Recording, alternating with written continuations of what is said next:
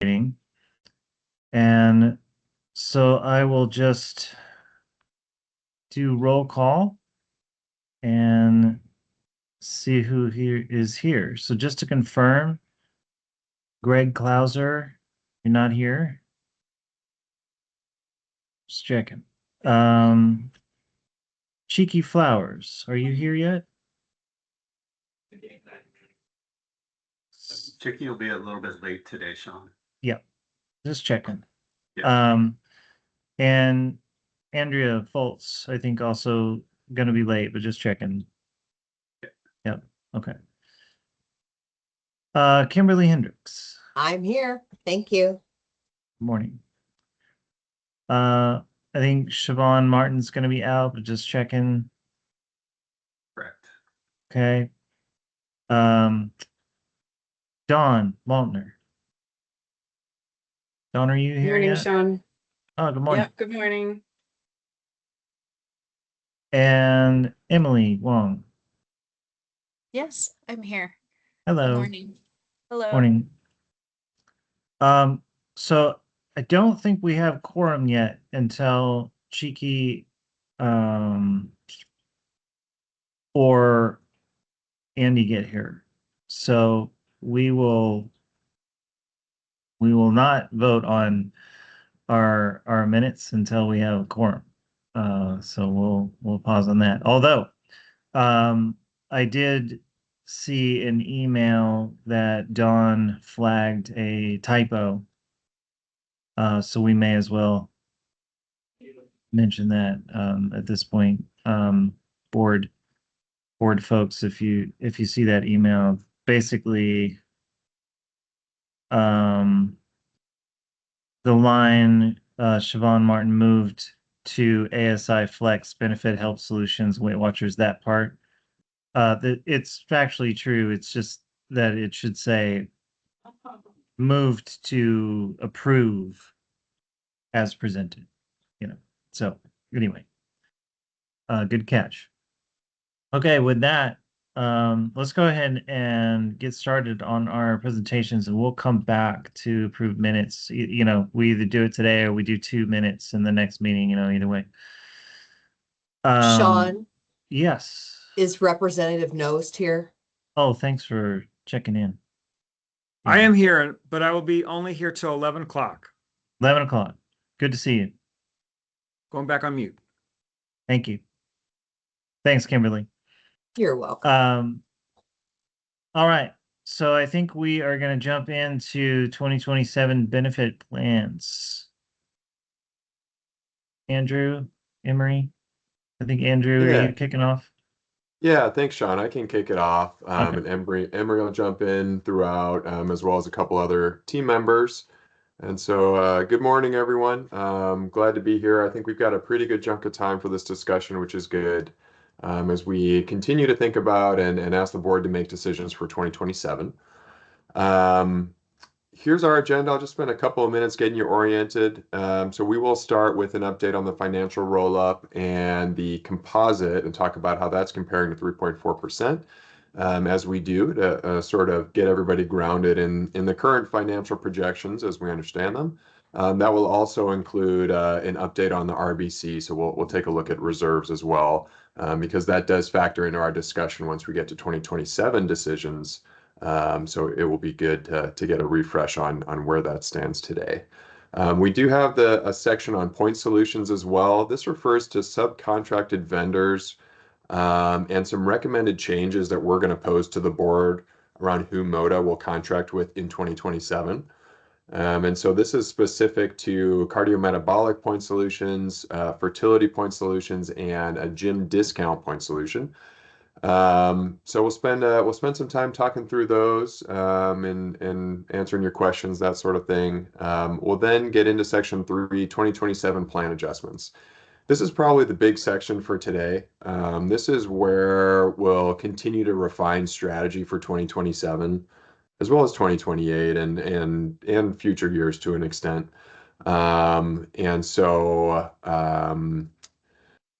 Yeah, there's a lot in that section, so maybe I'll hold off on saying any more until we get there, but should be some good discussion. And then we do have a section in number 4 where we're going to talk about the 5-year strategies that have been proposed by the 2027 carriers. So Moda, Kaiser, Capital RX. This was a request that came out of our, I think it was the ASP meeting in April. And so this has been a really interesting exercise. I think there's going to be some good discussion there. As well as a proposal for how we talk about and refresh these long-term strategies on a go-forward basis annually.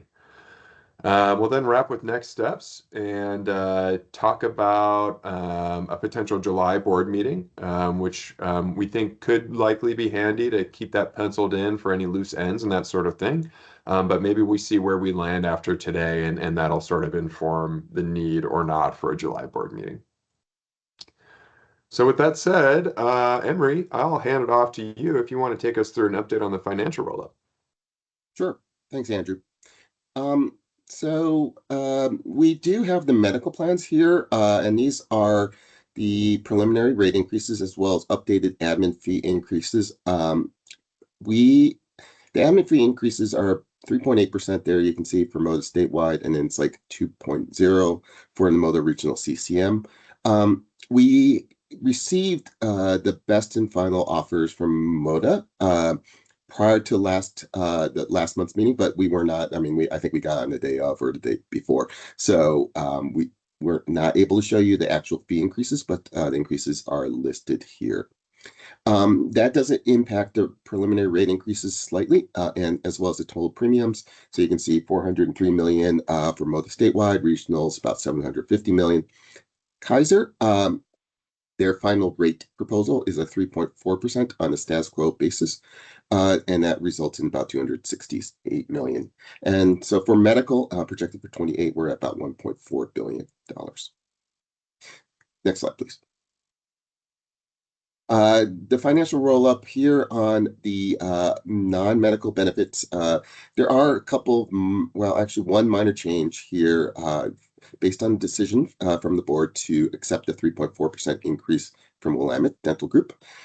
So that's a 3.4% increase over the next 3 years annually. So you can see that the rate increase is there at 3.4%, and then total premium is 15.7 million. The rest of the benefits pricing here remains the same. Okay, next slide. So with those changes, basically 2027 did come down a little bit. The admin fees were not incorporated in the prior composite rate, but it did reduce the overall cost for PEBB. And so now we're at 41.3 million above the 3.4% limitation. So that is the number essentially we are targeting in terms of either usage of reserves or plan designs and reserves, or all plan designs, although we don't show that option today. But that is the number that is needed to be accounted for by the PEBB board for 2027. Any questions before we move on to like the RBC, updated RBC? No? Okay. So next slide, please. Just another look at essentially the reserves and where PEBB is. So 26 currently above the target, but 27 right now with the essentially $41 million deficit or difference between that and the projected cost and the 3.4% limitation. That does reduce the ending fund balance to below the reserve target, just a little bit below the range that we currently have. And then if no plan design changes are made and PEBB decides to continue to use reserves, you can see the ending fund balance drops to about 177 million. Then in 2029, because 3 years of essentially using reserves, that drops you to 24 million. So, just kind of keeping this in mind, the reserve target is going to grow as costs continue to grow. And so probably some plan design changes or some other means other than just using reserves is needed prior to 2028. Representative Knows. You answered my question. Okay. Any questions before we move on to the next section? or comments? Okay, let's move on. Andrew. Emery, just Oh, yes. sorry, I didn't get to my mute fast enough. Just to confirm one more time that that assumes something around like a 7% cost increase, industry and cost increase, right? Something like that. Yes, that is correct, Sean. So basically, it's the market trends, essentially the trend rates and cost projections that Mercer has been using. Yeah. So it does work out to about 7% in aggregate, and then so that is a 3.6% delta between that and this 3.4% limitation. Yeah, gotcha. Thank you. All right. All right. Thanks, Emery.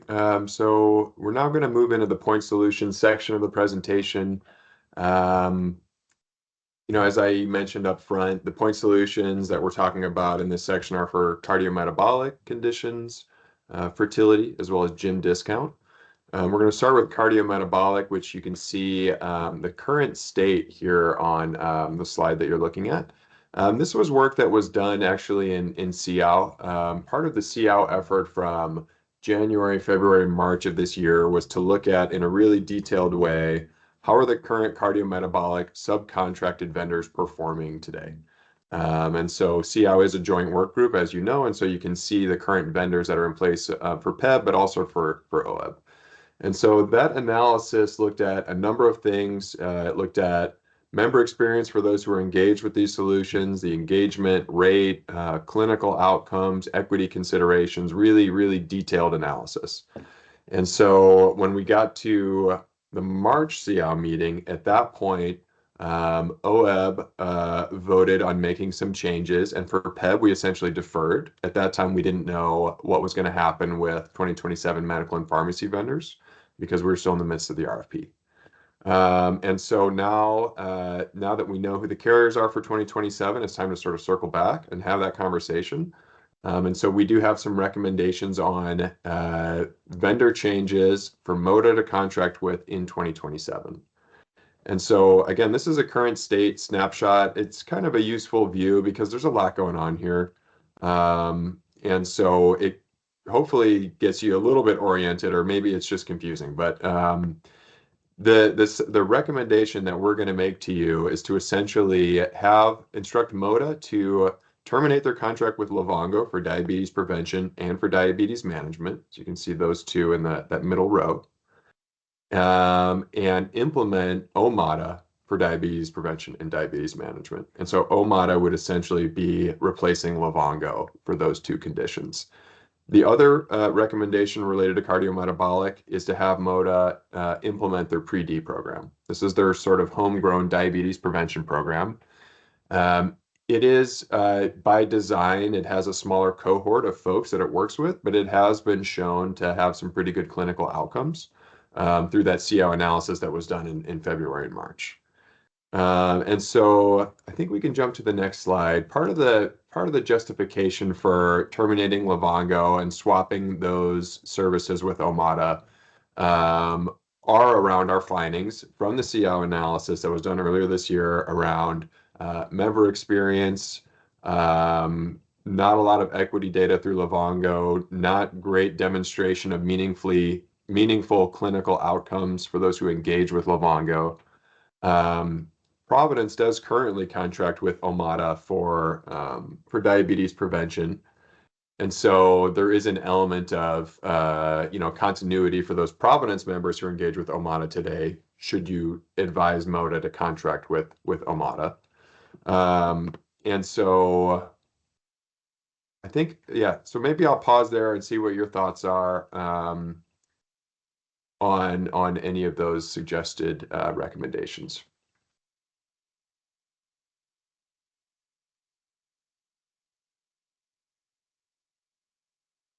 Any comments from the board? I mean, that seems straightforward to me, but any concerns? No. Looks good. All right, let's keep going. Okay. All right. Sounds good. So let's proceed to our next point solution area, which is around fertility. And so today, Providence Health Plan and MODA have different subcontracted fertility solutions. These were decisions that the board made, I think it was in the 2024 plan year for 2025. 2024 planning year for the 2025 plan year. And so at that time, MODA made a recommendation which the board approved to implement KindBody. Whereas Providence made a recommendation and board approval to implement Progeny, different fertility solution. These are both essentially full carve-outs for fertility. They have different service models in terms of the benefit that the member gets. And so today with MODA and KindBody, just as a reminder, the benefit is it's an unlimited pharmacy benefit for fertility drugs and a $25,000 annual cap for medical benefit on the fertility side. Contrast that with Progeny, which is in place with Providence today. Progeny has what they call a 1+1 smart cycle benefit.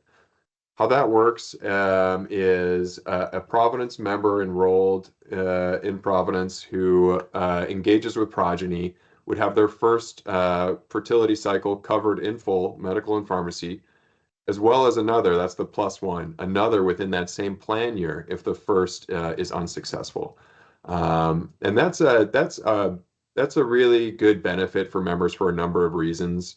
Without that +1, members would have to wait for their benefit to reset in January of the next year, which is less than optimal for folks who are, seeking these services.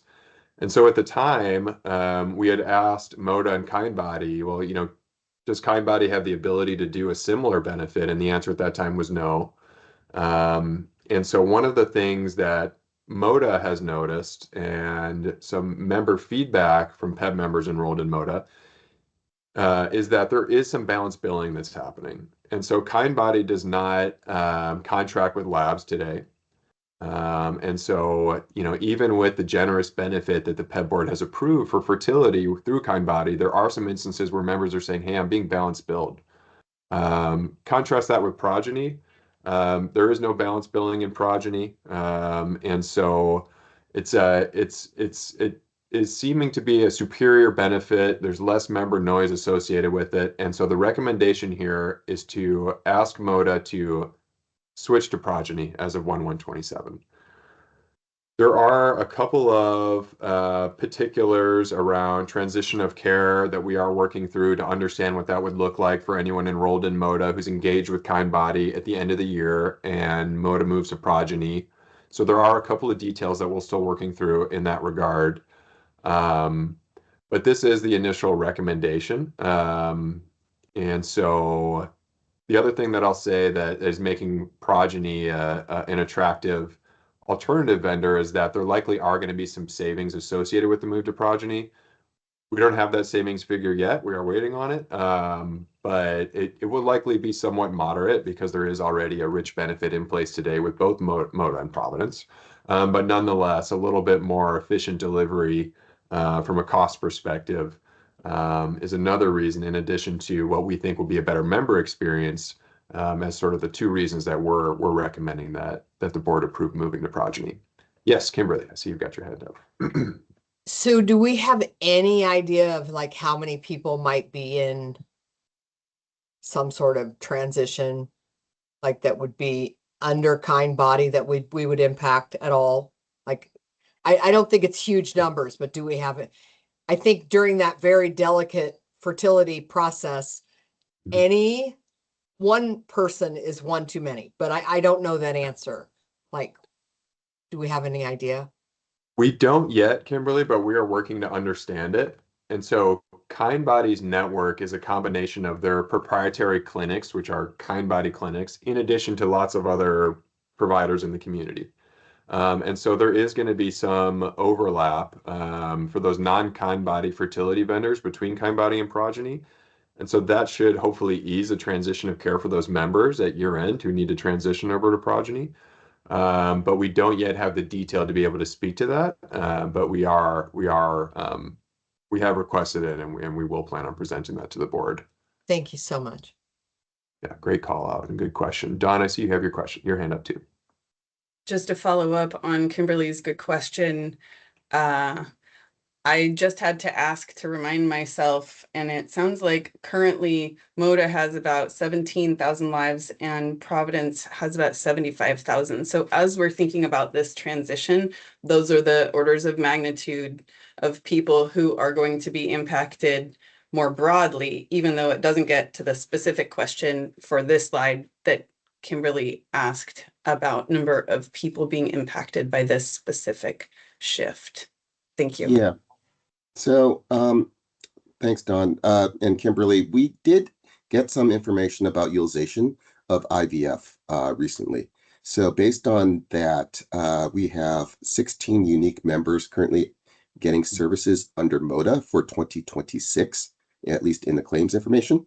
But there were 113 in 2025. So while we don't know the current number that would have to transition, hopefully that gives you a sense of the number of members that potentially could be impacted.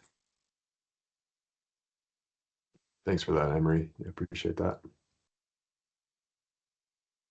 The other piece that we are working through related to this evaluation is to understand what's going to happen in terms of who's paying the pharmacy claims. And so there was a call this morning actually that I wasn't on. Others on the Mercer team participated with MODA and Progeny to sort of talk through this piece. But it seems that the initial likely direction would be to continue to have MODA pay the pharmacy claims. And so essentially not carving out fertility services to Capital RX, which would require two subcontracts, right? Now we've got MODA contracting with Progeny, we've got Capital contracting with Progeny. And so there are some implications for both MODA and Capital RX regarding some of their guarantees that they've posed, trend guarantee and rebate guarantee and that sort of thing.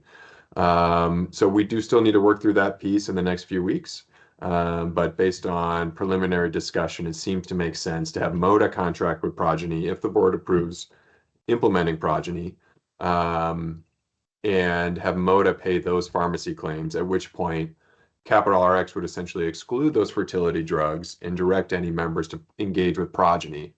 Progeny has their own network of pharmacies as well, and so that kind of eliminates one of the complicating factors. It's not like we need to decide between MODA's brick and mortar pharmacies versus Capital RX's brick and mortar pharmacies, which are different. This would all be through the Progeny network for the fertility specific pharmacy benefit, if that makes sense. And so I'll pause there. If anyone on my team has to clarify anything, please do so. And yeah, I'll look to questions from the board. Yeah, Andrew. And maybe I don't know if Nikki and Sarah might want to add anything on this as well, but Progeny, they typically don't actually provide those drugs through retail. It's like on a mail order basis. It's like provided on the next day basis. So members do receive those fertility drugs very soon. This is the way it's been working under Providence, because Providence does have Progeny, and they've not received any member complaints about not receiving the drugs. There hasn't been an issue about not receiving the drugs in time or having a supply.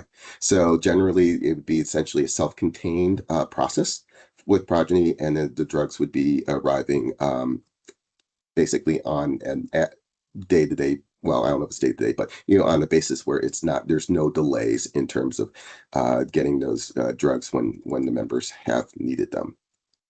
So there are some locations for some members in other states that might be brick and mortar, but they would be not in Oregon. But if there is an absolute need for a drug to be delivered, it does get couriered, and there's a requirement in the contracts for it to be delivered within a day for the members. So hopefully that alleviates any concerns about network getting drugs in time or network adequacy, but that's the way it's currently working under Providence. And again, have not heard any complaints.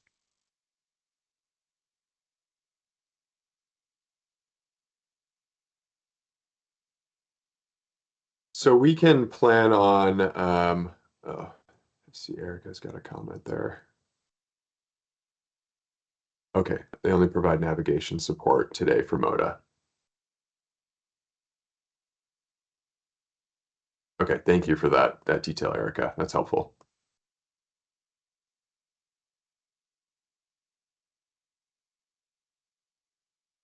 Any other questions or concerns from any board members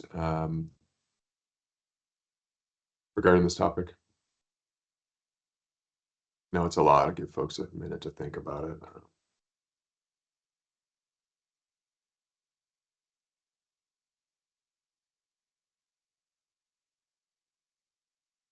Okay. I mean, the the balance billing thing seems like reason enough, but I understand that there's challenges with transition, just because if you're in the middle of fertility treatment, that's not a great time to be switching things. But administratively, it seems to make sense.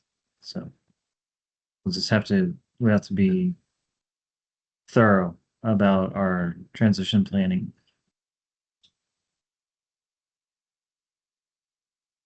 Yeah, for sure. And Progeny does similarly have navigation and concierge services and is also a high-touch model for members. And so that will be a big feature of the transition of care plan, is leaning on those folks and making sure that fertility drugs are transition and that sort of thing.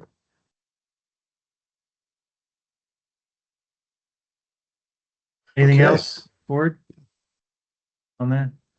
Nope. Okay, I think we can keep going. All right. Okay, so this is one where we are still waiting on some additional information. But this is one that came up somewhat recently, and the source of this was let me back up. So we're talking about gym discount programs. So both Moda and Providence have different vendors that are made available to PEB members enrolled in those health plans and give them access to this gym discount program. And it's actually a little bit broader than that, sort of like wellness discount program.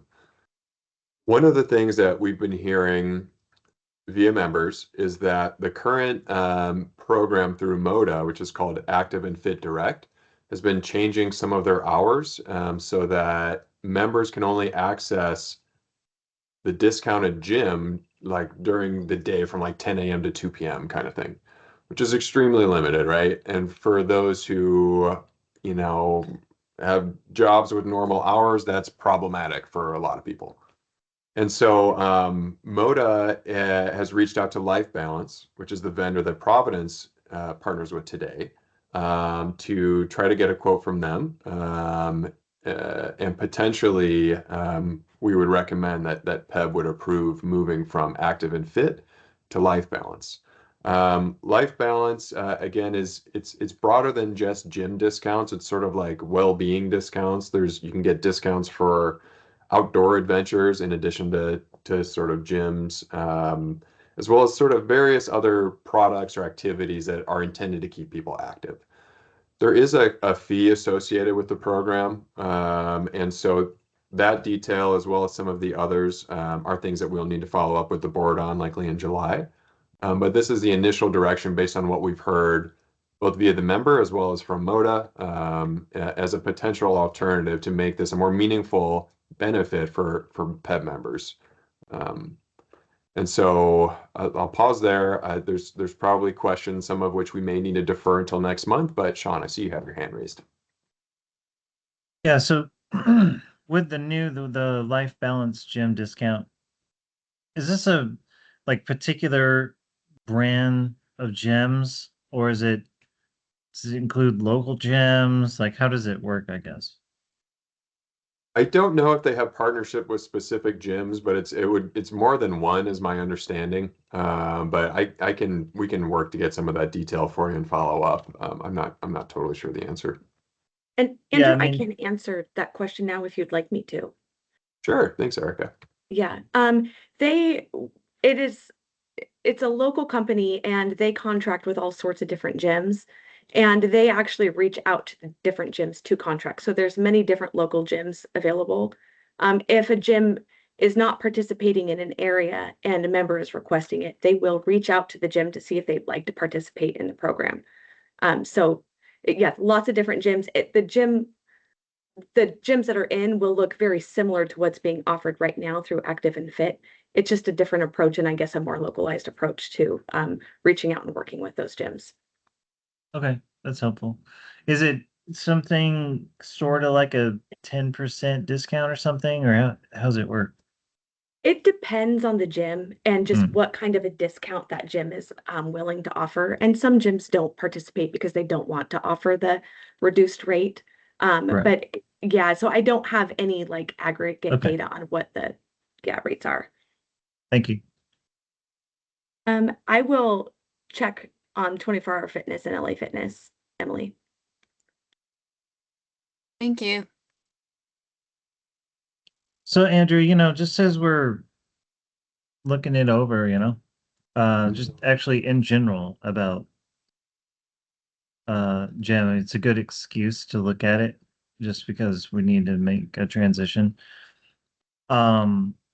It's just sort of the cost benefit of it, right? It's like there's the fee versus how much discount are we getting across how many members, you Mhm. know? Because, generally speaking, people pick a gym that's nearby. You're not going to drive an extra 20 minutes for a $5 discount. Like you just wouldn't do that. Um, gyms tend to be hyper local. Um, you generally go to the one in your neighborhood. So let's just maybe look at it, that sort of cost benefit sort of thing, and Yeah. see what we got. Yeah, that's a good way to describe the way to evaluate it. Yeah, thanks, Sean. Yeah, just like number of members, the amount of discount, multiply, it's like what's the number versus the fee, right? Yeah, makes sense. Emily, I see you Emily, had your yeah. hand.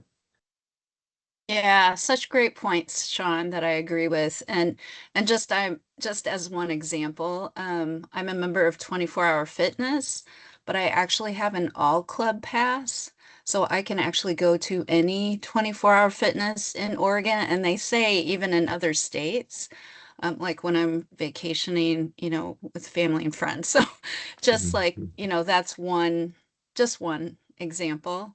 Um, and so I'm not as familiar with other gyms, but like Sean said, like some of them are pretty prominent in our metro areas, like LA Fitness and some others. So I'm just not as familiar with what they have. So thanks. Yeah, thanks, Emily. Any other questions or comments on the gym discount program?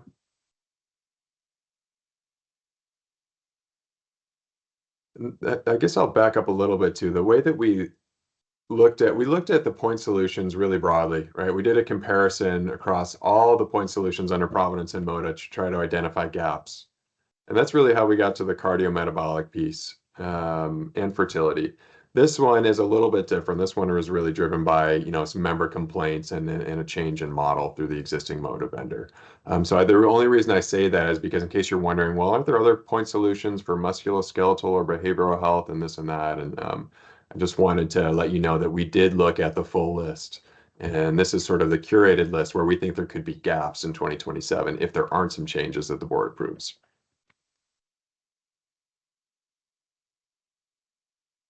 Okay, all right, let's proceed. So the next section is around 2027 strategy. This first slide is intended to provide a high-level overview of a proposal that we'd like to make to the board around largely around this topic around plan differentiation between the MODA plans, right? We will have MODA statewide and we will have the MODA regional plan. How do we ensure that there's a meaningful difference and that the regional plan is truly a managed care plan? And so we've been having lots of discussions, lots of exploration to see what is the best way to create that differentiation between the plans while maintaining the board's philosophy around, high quality primary care and steering members to high quality primary care in the regional plan. And so what we would like to propose here for your all's reaction is to look at this in a sort of phased approach over 2 years. The first year, 2027, the large change that we would propose would be to make some adjustments to the current Garner incentive program in concert with changing some of the member out-of-pocket costs through the plan design for the Moda regional plan.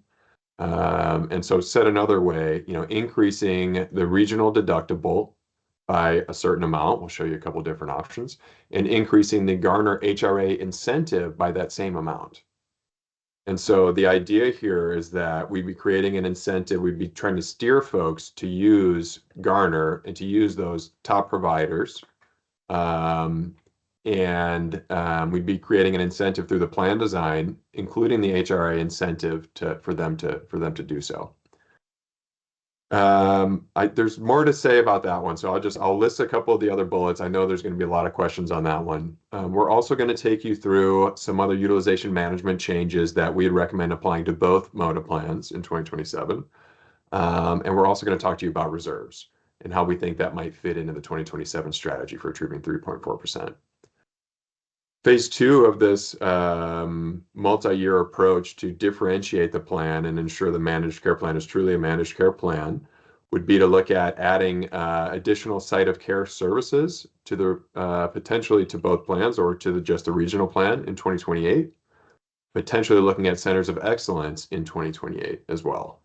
And so we do have some slides on both of those too, and so we'll get into some of the details.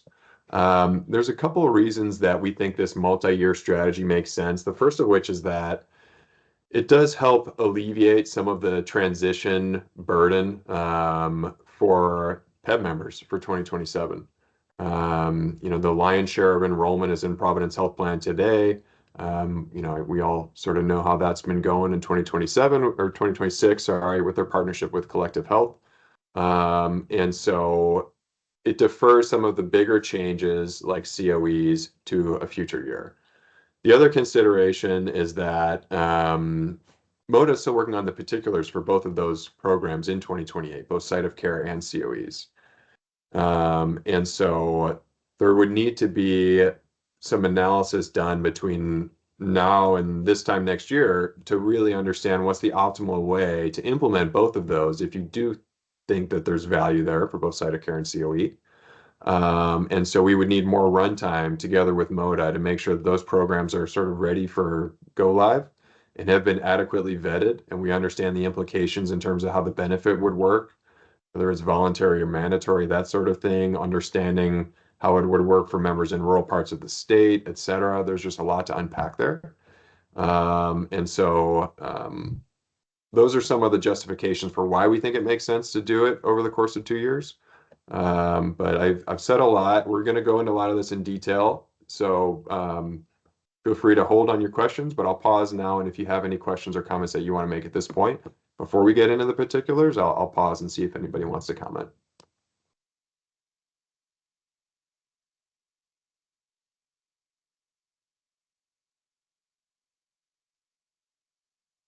Yeah, I'll just say that for today, this is probably one of the more complicated nuances that we're trying to thread the needle.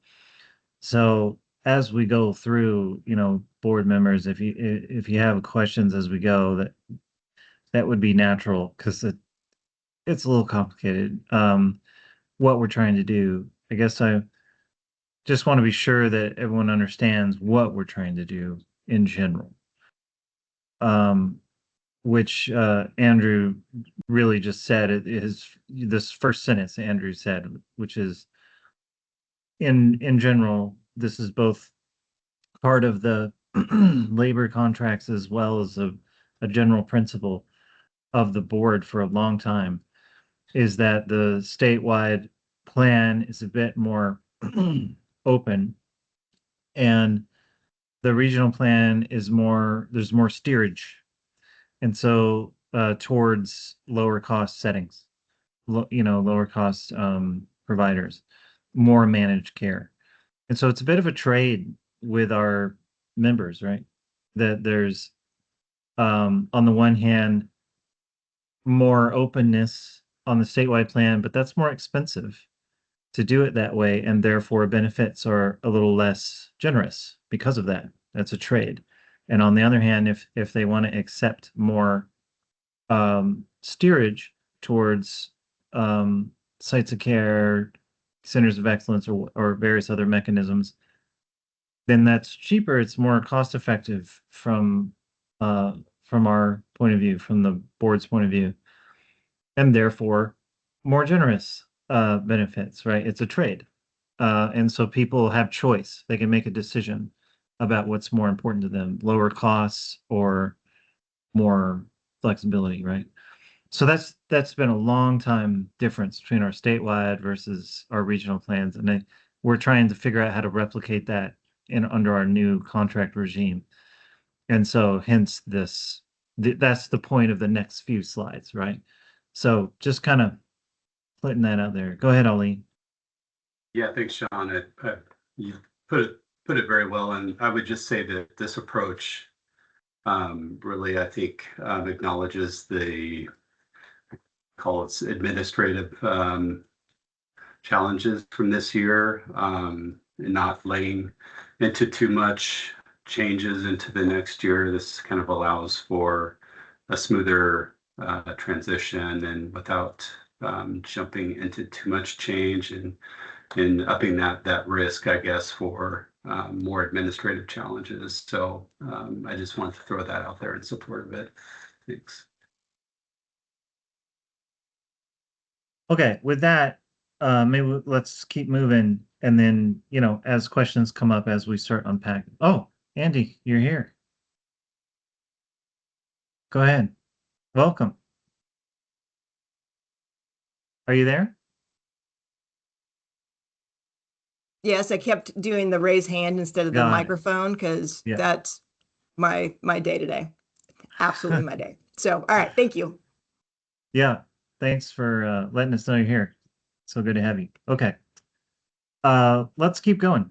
Sorry, Andy, did you have anything else? Did you want to? No, it just keeps going up. We're good. Yeah, understood.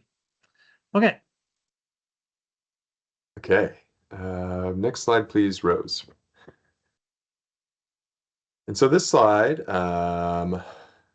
expands a little bit about what we're talking about, which is, in what ways is the regional plan meaningfully different from a care management perspective than the broader statewide plan? The first two rows here are features of the plan that are already in place today, and are features that we've talked about, I believe, last month and in prior months. And I'm sure you're all aware, but there are some differences without making any changes that were going to exist between the regional and the statewide plan. The first of which is around the network for primary care providers.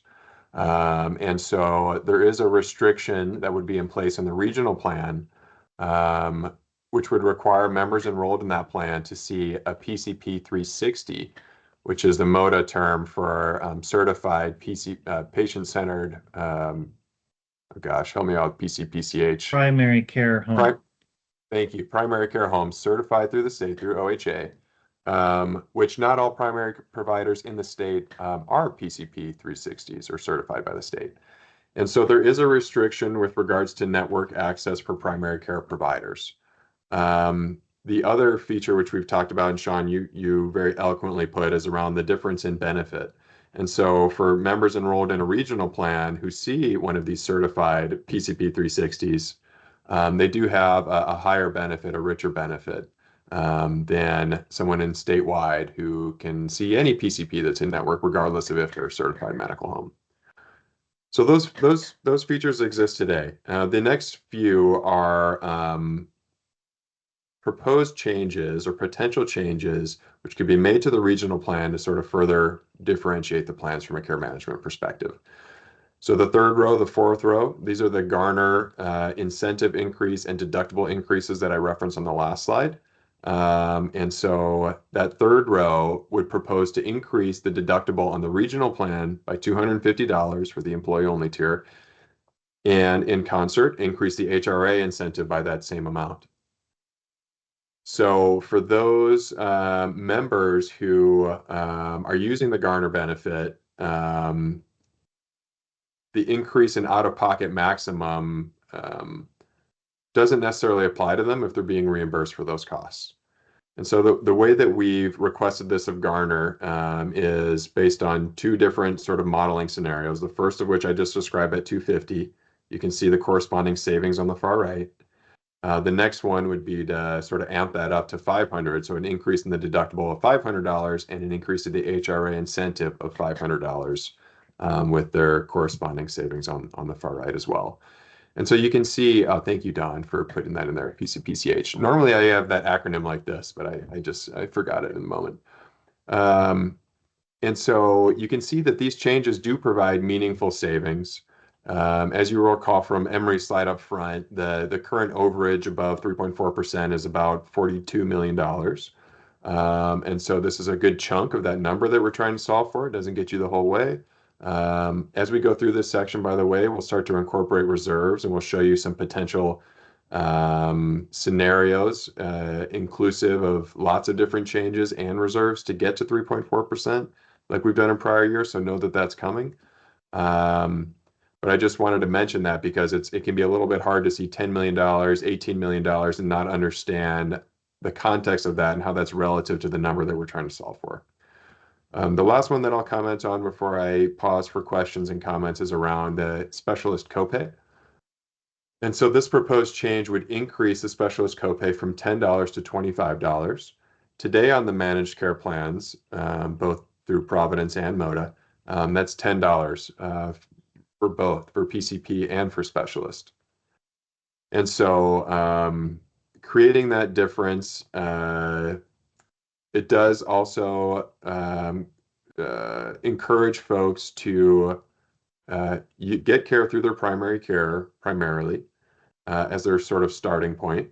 And it also is a method to encourage and incent folks to use Garner to get those top providers so that they're not having to pay the $25 for that specialist visit. Specialist visits are generally a lot more expensive than primary care visits. And so there is an element of that reality being reflected in the member cost share. However, we think that with an enhanced Garner incentive, it really sort of takes some of the sting out of that. You know, we don't typically recommend shifting costs onto employees without a good reason. But we do think this could support the strategy of steering folks to these top providers that have been identified through the Garner app. Sean, go ahead. So just to put it another way, the proposal here is that basically on the regional plan, that there would be a higher deductible, right? So there's, let's say, the $500 deductible.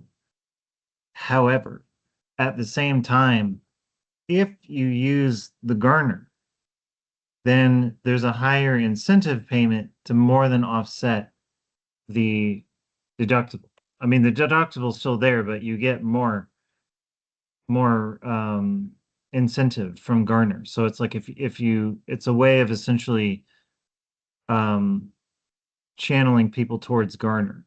Does that make sense? Is that accurate? Yeah. Yes.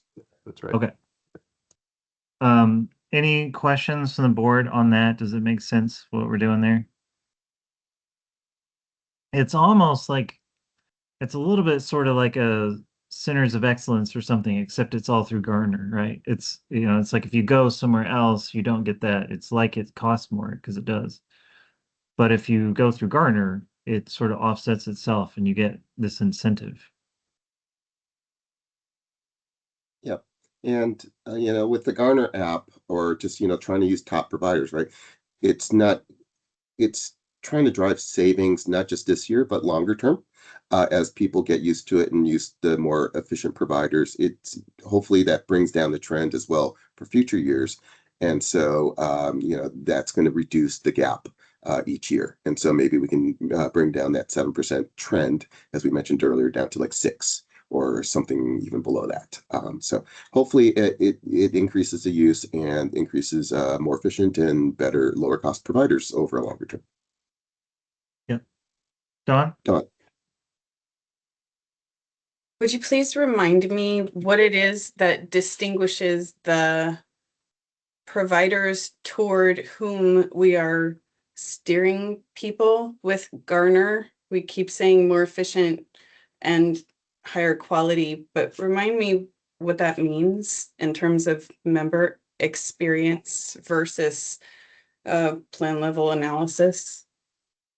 So in terms of what is used to define a higher quality or top provider under Gartner, is that what you're asking about, or are you asking about the member experience using the app and things like that? No, the Gartner definitions. Okay, so yeah, so roughly what about 20% of providers are considered the top providers. So what Gartner has done is they have a big database of claims. I mean, we're talking like 200 million lives or something like that, but and their claims associated with it, but they have a majority of the claims in the United States. And so what they do is they take a look at those claims, they take a look at essentially quality metrics. Some of them are HEDIS metrics, some of them are other metrics they have defined in themselves in terms of trying to figure out unnecessary surgeries potentially. I think there's one example, like ears, nose, and throat, or something like that. It's like a portion of those are unnecessary, right? Like maybe 30% over usage of surgeries. So what they do is they take a look at how many surgeries provider uses compared to or has versus what would be expected or typical.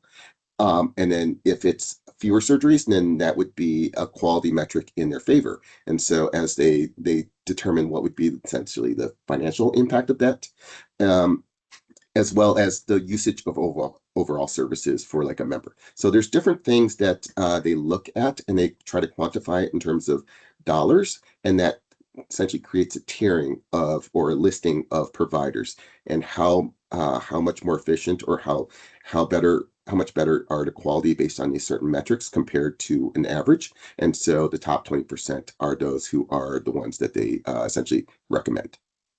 So they have, I think, something like hundreds and hundreds. I want to say like 500-600 metrics they talked about, and they use, I don't know, maybe like 20 or so for each different type of specialty to help differentiate the providers. They do also Does take that into help? account positive patient reviews as well, because I know you had mentioned member experience, Dawn. So I just wanted to comment on that is one of their metrics that sort of feeds their algorithm. Thank you. To follow up and just flesh that out, one more question. Andy, I see you have your hands up. And Sean too. Are those metrics or some version of them posted somewhere so that we can get back to those? I don't believe so. They do kind of keep that as their their I don't know if confidential information, it's the information that forms the list, and they don't want to make, to get that out in the open. I think we can definitely have a conversation around that, around some more of the metrics and provide examples. They did provide a call with staff and Mercer to go over this process. And so we can definitely ask to see if they would be willing to do that with you as well. We have talked about some of those in the past in terms of like readmission rates and other things. Some of those are the more standard ones, but they do have more specialized ones for each different type of specialty. Thank you. Sean, you took your hand down, did you? Yeah, it's proprietary. So we're working, there's some work that we've done in innovation work group to try to verify that this is happening. So it's like in process. We'll keep working on it, but at the end of the day, it's proprietary. But there are like cost savings, like part of the contract. There's certain guarantees if certain things happen, certain number of members use it, we're expecting such and such savings and so on, and some of that's in the contract. So there's reason to believe that there's there's a bit of a question about like how much of a there is there, so we're gonna keep looking at it, but it's a good question. But for now, we have some reason to believe that there's something there, and there's a little bit of faith that we're kind of taking for their word, but we're also checking their math kind of thing. So that's a bit where we are at the minute. Thanks for reminding me that the innovation work group is looking into it, Sean. I'll look forward to hearing back about that. Sorry, Andy. Go ahead, Andy. Oh, so my question is, so I know that, so you're saying that the doctors, a lot of them do fewer surgeries.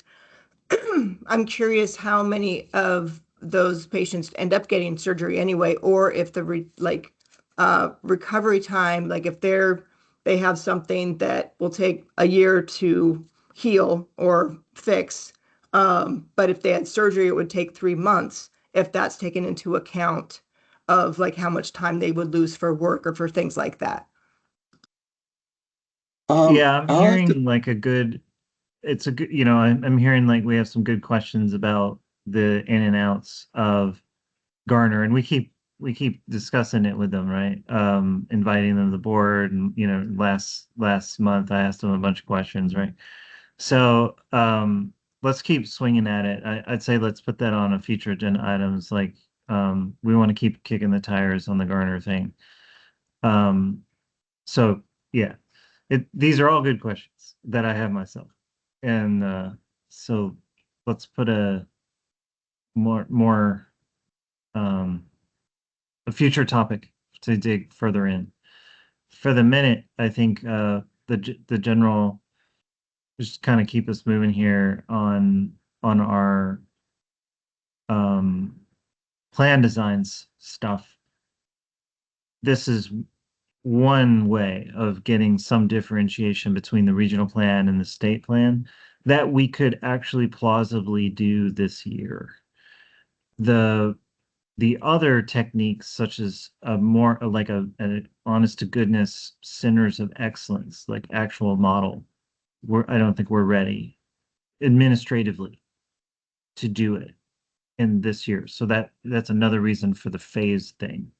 But I think the general principle here is that the regional model would have more steerage, like to in whatever way that we're trying to detect lower cost, high value providers.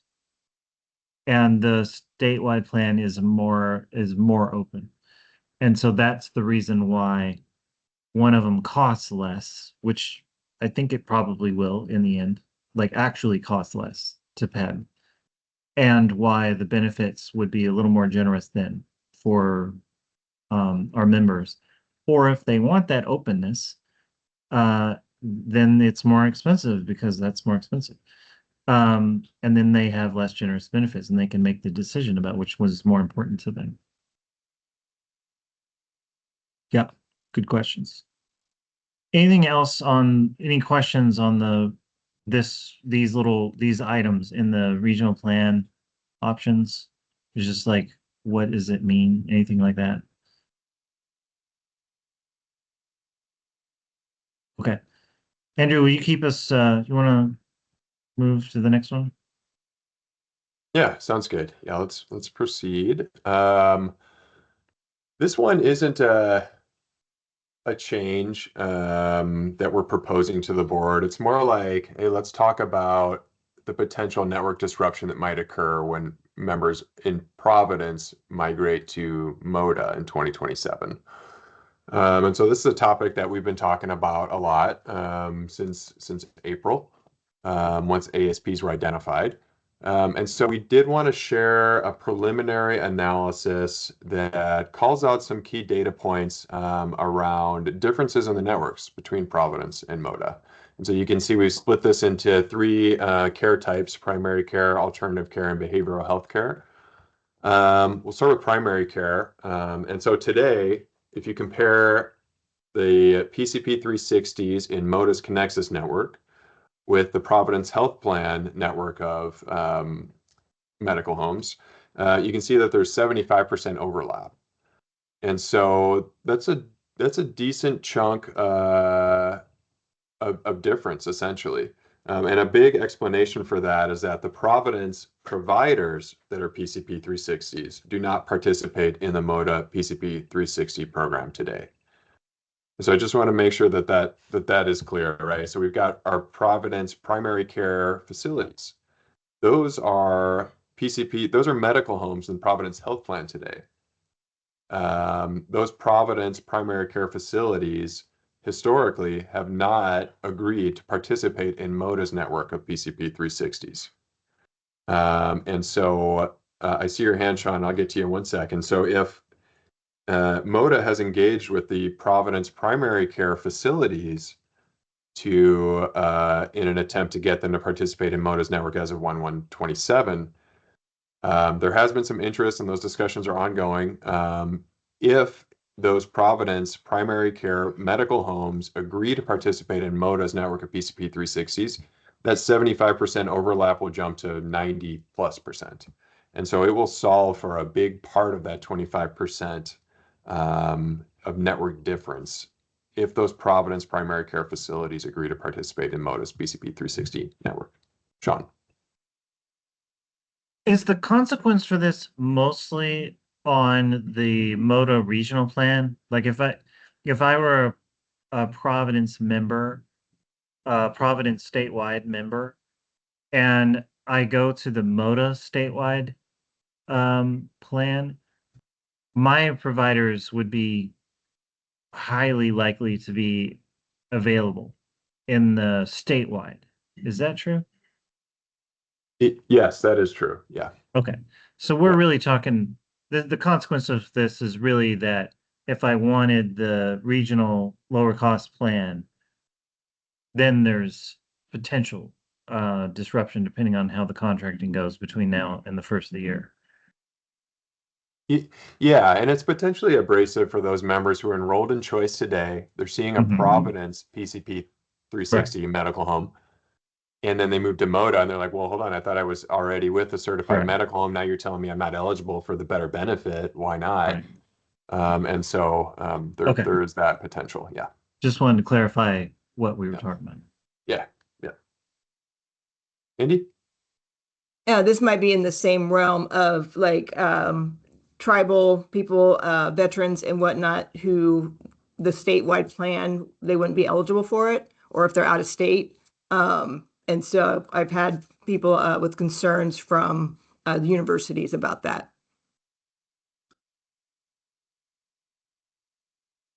Can you reiterate that concern, Andy? I didn't quite catch it. So these are out-of-state folks who have concerns that they don't have access to the regional plan, essentially?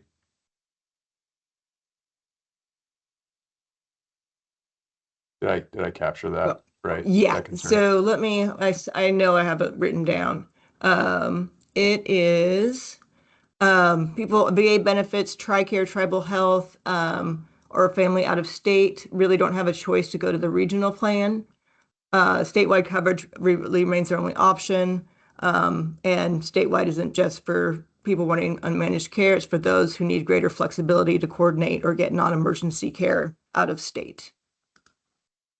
Yeah, I think, isn't it true, Andrew, that we're somewhat in the same situation as we were with Providence statewide, which is if one of your priorities is to have access to care outside the state, you probably are going to need to do the statewide plan because of, is that true? Not entirely, because the regional plan has the Aetna RAP network included today. Yeah. Could you say a little bit more about that?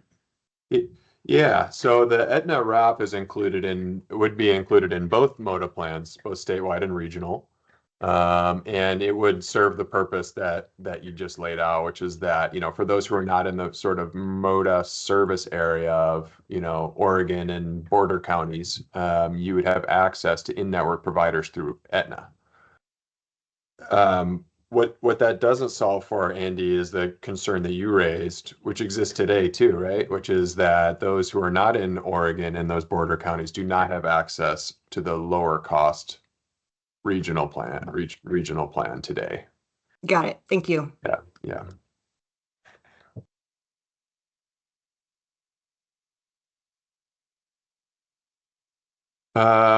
So primary care is a big focus point with network recruitment activities. Alternative care is one that we wanted to call out because, as you all know, there's turmoil that's happening within the Providence Health Plan alternative care network, and has been happening since June or July of last year, June of last year. And so This is a topic that we've requested updates from Providence on periodically over the last 12 months or so. The concern was that when Providence introduced ASH as their partner, American Specialty Holdings, I believe is ASH, as of June 1 of 25, they introduced that for their fully insured book of business, and the result for alternative care providers who were seeing Providence Health Plan members in their fully insured book, those alternative care providers were subject to additional prior authorization and their reimbursement rates were lower. And so at the time, we're like, well, that doesn't apply to PEB because PEB is self-insured. And so ASH is not a thing that is in the PEB world. However, the concern was that some of these alternative care providers would actually drop from Providence altogether. They're having to deal with this administrative burden for their members that are on a fully insured basis. And so the concern was that they're just going to exit the Providence network altogether, both fully insured and self-insured, which now does impact PEB. And so what we've found is that that is indeed what has been happening. And so about 13% of providers in this space, and so these are massage therapists, naturopaths, acupuncture, and chiro, 13% have left the Providence Health Plan network from June of last year through April of this year. So that's just sort of context for what's happening in the background for your members who are enrolled in Providence Health Plan. Now we start thinking about transitioning to MODA. If you look at that third bullet there, 33% of the providers and 21% of the Providence Health Plan claims are not included in MODA's network currently. Those numbers are probably somewhat inflated because those include both in-network and out-of-network providers that PEB members have seen.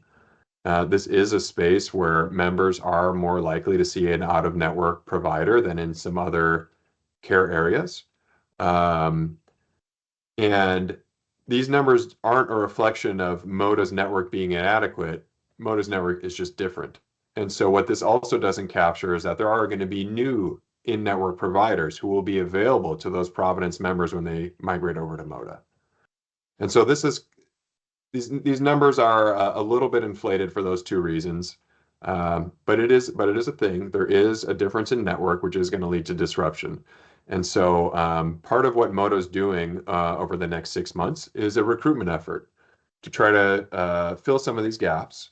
And the way that they're going about it is to identify those providers who are not in network today who had at least 20 claims, 20 PEB claims through Providence, if that makes sense. They're focusing in on those providers that have the highest volume of PEB members today who are not currently in the MODA network. And so, and this is true beyond just alternative care, right? This recruitment strategy that they're engaged in from now through the end of the year. And so we are going to be getting monthly updates from MODA on how that's going across different care types, primary care, alternative care, behavioral health care, as well as others. There is lead time that's required when you bring in a new provider, right? They have to credential them and agree on contracting, et cetera. And so those efforts are already underway, and MODA's network relations team is already engaged in this work. Behavioral health care as well, you can see 19% of providers and 11% of claims through the Providence Health Plan are not in the MODA network. Similar comment, some of those providers who are in the Providence Health Plan data are likely out of network today. And so those numbers are potentially a little bit inflated. MODA has, I believe, a larger network of behavioral healthcare providers, just on a sort of comparison basis, like forgetting disruption, just the number of new providers that are going to be available in network providers is going to be significant for those who are migrating from Providence Health Plan to MODA as of 1/1/27. That doesn't alleviate the concern around, continuity of care. If this is an area where if you found a behavioral health provider who works for you in your situation and they lose network status, that is a big deal. So the recruitment efforts in this area will also be important. And so we do plan on working with MODA on a monthly basis to see how those efforts are going. Yeah, I think the board will probably want, regular updates on how that's going. Let's keep moving. Yeah, sounds Thanks. good. All right, next slide, please. All right, here are a couple of optional changes we want to pose to the board that would apply to both MODA plans. And so enhanced clinical management, enhanced utilization management for inpatient hospital stays, and utilization management, prior authorization for genetic testing. And so I'll start at the top. Enhanced clinical management. This is a voluntary program, so members do not have to participate in it, but it would involve a nurse coordinator reaching out to members pre-admission when there is a known surgery coming up, as well as post-discharge, to help navigate them to whatever it is that they need. And so there would be a specific list of surgeries and services that this would apply to. Those would generally be high-cost surgeries or surgeries that are more elective in nature and that sort of thing. And so there are some somewhat modest savings associated with this. Part of the reason that this is being enabled is that MODA is implementing a new population health software that is allowing them to do some cool things. And this is an example of one of those cool things that they're going to be able to do. There's probably a bigger discussion or maybe even a presentation on that new software at some point, but we maybe defer that for now. But this is one that we think makes sense to apply to both MODA plans because why not? I mean, it's not something that is abrasive to members. It's not hard steerage per se. Not that some of the other things that we looked at for regional are hard steerage. But this one, as well as the next two, we think kind of makes sense to apply to both plans. I'll make some comments on the next two and then I'll pause. The next one is around inpatient stays. This change would involve MODA providing more oversight for when a hospital indicates that an inpatient member is escalating from observation to inpatient status. And so the way that MODA and other payers pay claims varies depending on the member status in a hospital, if they're in observation status or if they're in inpatient status. And so this is not one that would be member facing whatsoever. It's really MODA providing more scrutiny when a hospital says, hey, we have your member here. We're bumping them from observation status to inpatient status. MODA says, okay, well, we are going to review that.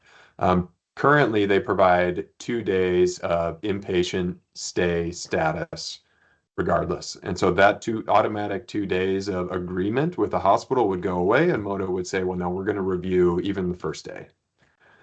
And then the final one is around prior authorization for genetic testing. Genetic testing does have prior authorization today through MODA. MODA is sunsetting this portion of their utilization management, and they are outsourcing it to EviCore. There's a couple of reasons that we think we're in agreement that this makes sense. EviCore has a really robust staff of folks, clinicians who focus in on genetic testing, and this is an area that does change really quickly. And so they review medical criteria and standards on a quarterly basis. As such, they are able to approve certain nascent emerging genetic tests more quickly than MODA is. MODA might indicate a certain test as investigational or experimental, and EviCore, because they're in lockstep with the literature and changing standards, are more quickly able to potentially approve one of those and say, well, no, we are going to approve that. There are some savings associated here. Oftentimes with genetic test requests that are made by providers or labs, sometimes they're duplicative. And so any duplicative request would be denied. And sometimes labs will add additional genetic panels above and beyond what is needed based on the member situation. And so in some instances, there would be partial denials for those circumstances. I'll pause there. Sean, go ahead. Yeah, I mean, they seem great, straightforward. I mean, these are also the kinds of things that I'm not always sure that the board has to approve, because they are optional, save money, are back office, and don't increase any kind of friction with members. So it's just a little bit of like, it's almost clinical for them. Still, it's cool to hear about it and appreciate it, but I don't know if we want to spend tons of time on it and with all the decisions we got to make, but it's cool. Go ahead, Dawn. Thanks. Is there any proposition to use EviCore for anything else except genetic testing? Their if I understand it correctly, there has been some national concern about Evicor specifically, but about some of these programs that are used to deny care in ways that it turns out are not in the patient's member's best interest. So those national concerns are on my radar, and I would like for us all to be aware of those. And they're specifically about Evicor, and I suspect that they are applicable to others who are doing utilization management, which generates administrative barriers to care, even if there is an appropriate place for it. We're talking genetic testing basically for appropriateness of certain meds, or is that the basic topic? I think they do a lot more than genetic testing. That's why I'm asking about this. They do, and they do in place today for PEBB. And so MODA does contract with Evicor for PA for physical therapy and occupational therapy. I think certain musculoskeletal services and advanced imaging. And so those are in place today. I do think there's a bigger conversation to be had here because I too have seen some of that stuff in the news, Dawn. And like you said, it is a balance, right? There is appropriate utilization management, and then there's utilization management that's gone too far and whose goal is to deny claims, which is not the goal, right? It's just to ensure appropriateness. I haven't heard. Yeah, go ahead, Sean. Can we put that on a future topic then? Can we do a deeper dive into, in my mind, there's sort of two related but separate topics. One's Evercore in particular because of, national concerns. And then also, I feel like the board probably needs to just have a little education session on where are we and where are we going as a medical system related to genetic testing. Like how is that currently related to our benefits, and how is it gonna be in the next 5 years or so? That feels like another topic for us to put in the queue. Okay. Can we keep going? Yeah, that sounds good. Dawn, is that okay if we put that in a future deep dive? Yep. Okay. Let's make a quick note on that. Okay.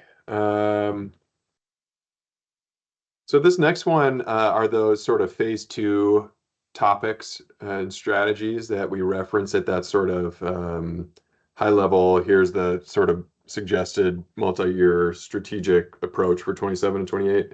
So these are big topics. And so I don't know to what extent we want to get into these today per se, but the site of care enhancements, these would be an expansion of different services that there could be site of care opportunities for. And so the idea with these is to move care to a lower cost setting where quality and clinical outcomes are not impacted. And so MODA is doing this exercise in 2027 to consider making these enhancements available across our entire book. And so there could be an opportunity. You can see some of the potential services in that bottom bullet. There could be an opportunity for us to talk about this between now and June of next year when you're making final decisions for 28. Similarly, for centers of excellence, MODA is working to finalize a contract with a third party who's going to administer these centers of excellence on their behalf. And so there's, COE is a topic that we've talked about a lot over the years through IWG. We now have Garner in place. And so how would that interact with a potential COE vendor? There would be a lot to unpack here, but these are potential ways to, again, differentiate MODA regional and MODA statewide to further bring managed care components to the regional plan and potentially bring these to the statewide on a voluntary basis. Again, that'd be another piece we would need to vet and analyze. Sounds good. Any questions? Yeah, let's keep going. All right, sounds good. Next slide, please. All right, we've been talking about MODA a lot. Let's talk about Kaiser. we have some plan changes. As well, I'll just get you oriented. You can see the status quo cost increase at the top. The 3.4% translates to about $9 million. These potential plan changes are not super meaningful from a cost savings perspective, but they do move the needle a little bit with regards to the request to create an incentive for Kaiser Traditional members to consider the deductible plan. And so there's two changes here. The first is around increasing the out-of-pocket costs on the traditional plan from $600, $1,200 to $800, $1,600 for employee independent tiers, and making an enhancement to the leaner deductible plan. And that enhancement is a more generous number of visits for acupuncture and chiro, and a more generous vision hardware benefit.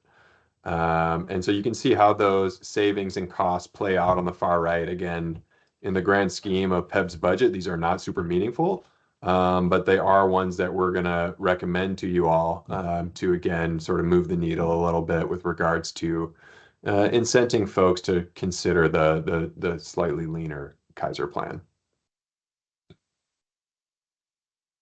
Does this affect the proposal of the 3-year hold 3.4% thing arrangement with Kaiser? It does not. It does not. Okay. All right. Any questions? All right, let's keep going. Okay, so for these next two, we're going to switch and talk about pharmacy. And so for this piece, we have Nikki Whaling on the call, I hope, who I will pass it off to. Nikki, if you wouldn't mind doing this slide, and then the trend guarantee slide as well on the next slide. Sure, no problem. So outlined on the slide, we have several different programs for consideration for 2027 implementation associated with Capital RX. And as you can see on the right, there is the potential for cost savings outlined associated with each of the programs. Now, the first program up top is a day supply management program focusing specifically on specialty medications and ultimately to prevent waste or over dispensing of specialty medications.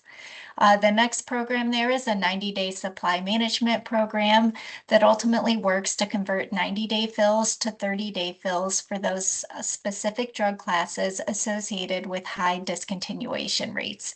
And examples of this would be GLP-1 therapy as well as inflammatory therapy.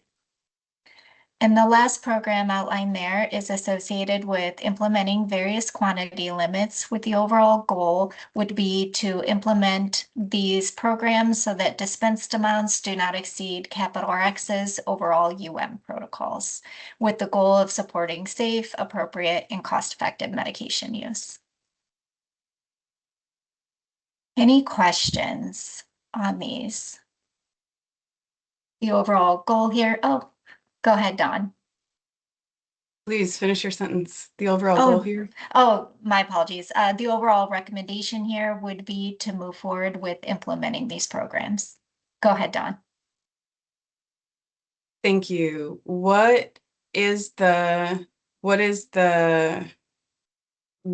how did we come to the conclusion that there is waste associated with over dispensing of specialty medication, and what is the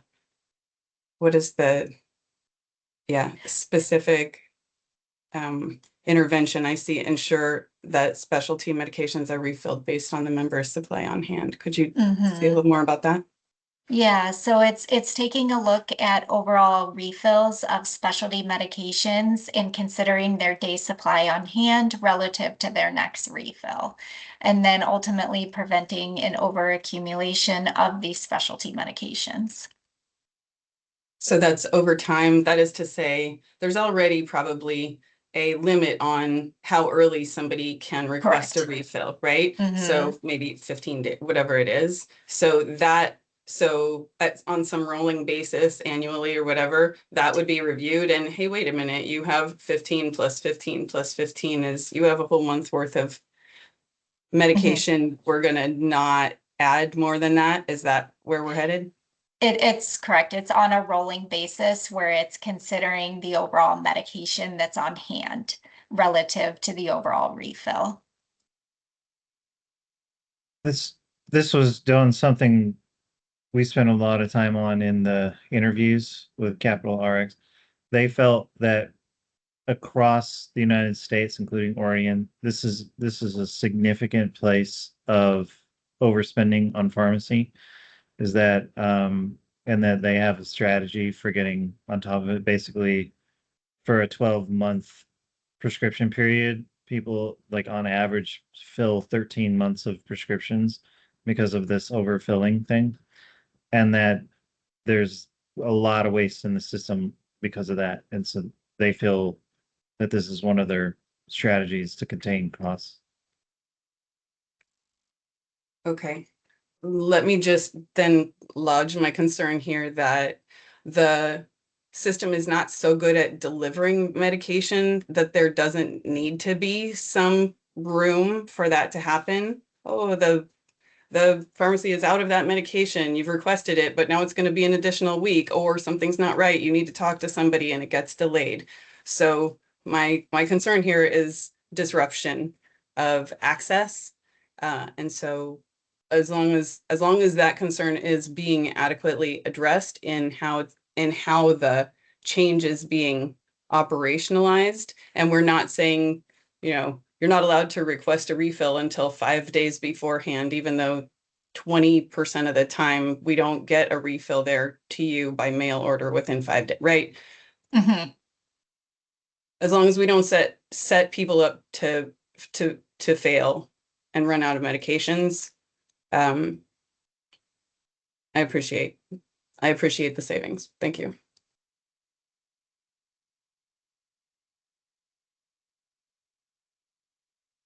Any other questions on the programs?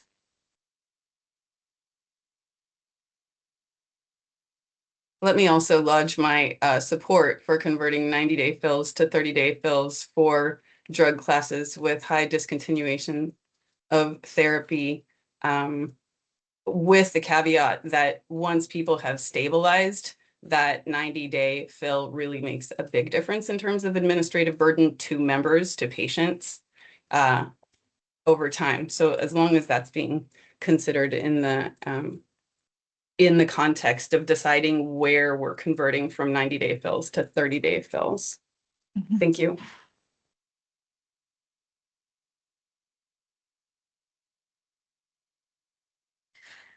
Okay, thank you. Appreciate the discussion. If no other comments or questions, if we can go ahead and move on to the next slide there. And this next slide just outlines the overall work that's being done with Capital RX as it relates to implementing a trend guarantee. So the initial ask via PEBB was related to a 3.4% pharmacy trend guarantee, in addition to the existing proposal that included rebate guarantees, as well as claim level adjudication commitments. We did receive a response from Capital RX, and overall are pleased with the response in that they did agree to provide a 3.4% pharmacy trend guarantee in addition to their proposal, as well as providing this guarantee that does put a 35% of admin fees at risk. There is additional language that is being reviewed, related to this, as you can see on the bottom, as it does account for extraordinary risk events and baseline-based adjustments. So additional review there, but overall pleased with the initial proposal. Good work. Thanks for pursuing that. Any questions? All right, let's keep going. All right, thank you so much, Nikki. All right, so on this slide, we kind of roll it all up.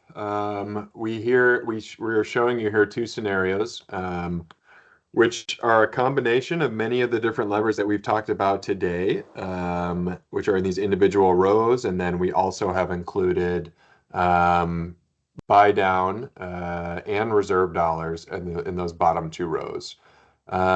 You'll notice that in scenario 2, there isn't a buy down that's needed for the motor regional plan.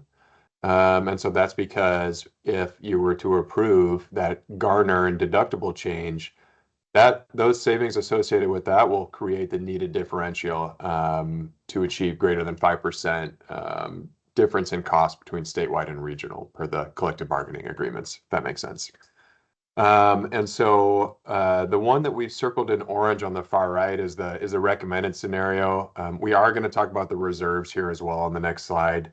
But before we get there, you can see that for the most part, for all of these changes that we've gone through today, we are recommending them. The one box that isn't checked is that more aggressive deductible and garner increase of $500.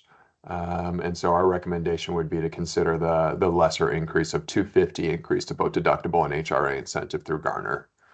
But for the most part, so looking through all these, there's no new topics per se. We've just attempted to roll it up into a package that we think makes sense and for you all to react to. And we do think that generally speaking, a mix of these plan design changes and sort of thoughtful utilization management changes in concert with the reserves is the right way to go. But that said, maybe Emery, what we do is jump to the next slide if you want to talk about the reserve a little bit, and we can kind of toggle back and forth between these two slides and get the board's reaction. Sure. Thanks, Andrew. So what we have here are three different scenarios. Essentially, the one which would be no plan changes, where essentially you would just use all reserves to get to that 3.4%. Then we have scenario 1 and scenario 2, which correlate to the options, the plan changes provided on the prior slide. So the 27 ending fund balance, you can see how it increases based on the scenarios. As you go to scenario 2, that has more plan design changes, and so you use less reserves, in particular compared to scenario 1, which is to buy down the MODA regional plan to get to the low-cost plan status. And so the overall reserve usage, you can see the difference. It ranges from 41.3 million in column 2 at the top to 22.9 million. So it's about what the 18.5 million less reserve usage. Those are the plan design changes. You can see the impact on the cost there in that third column. But then one thing to consider is like the impacts on 2028 as well. Because if you do use reserves, essentially you are going to have to make up that bigger gap. We've kind of been in this situation for the last, 2-3 years, where we have been using reserves to essentially buy down the current year's rates, but then it does have to be made up for generally for the following year, assuming cost trend at normal amounts. And so you can see the deficits amounts in 2028 without any reserve or with all reserve usage at the very top. We are projecting almost a $94 million deficit down in scenario 2 that reduces down to 65.3. That said, could be better experience, bring down the rates, and that those numbers do decrease. And that's the hope. But that does, it essentially shows how it carries on.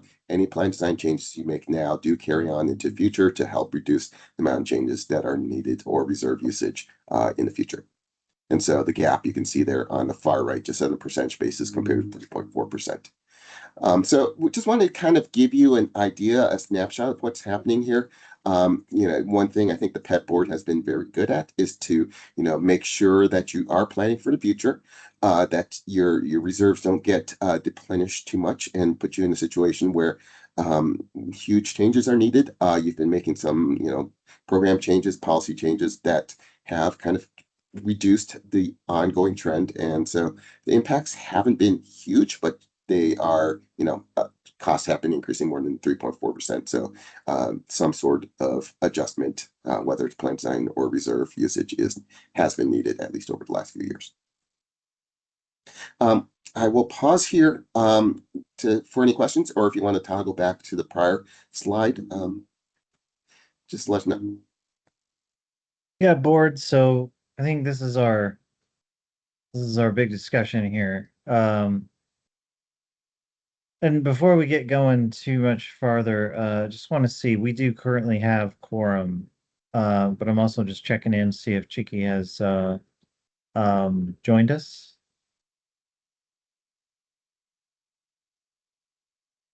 Not yet? Okay. So two things that I'll mention just as to kick us off here. One is on the next slide. There's actually three options, really, three scenarios. It's just that the third one's unspoken. But the third option would be instead of the $250 deductible, there's a $500 deductible, just consider if you want to flip back to the previous page. That would save even more money from the reserves, right? So that just for whatever it's worth. And then the other thing I'll say is, we have this perpetual threading the needle thing to do here, which is on the one hand, when we spend from the reserves to buy down our cost increase, then what Emery was saying, it echoes into the future, right? So then you gotta beat the market plus whatever you bought down the previous year, so it sort of keeps accumulating. That said, on the other hand, if our reserves get too healthy, then we're at risk of getting swept by the legislature, which has all kind of penalties and puts us in the hole in various other ways. So, we kind of have to like really thread the needle here. That all said, what are people thinking?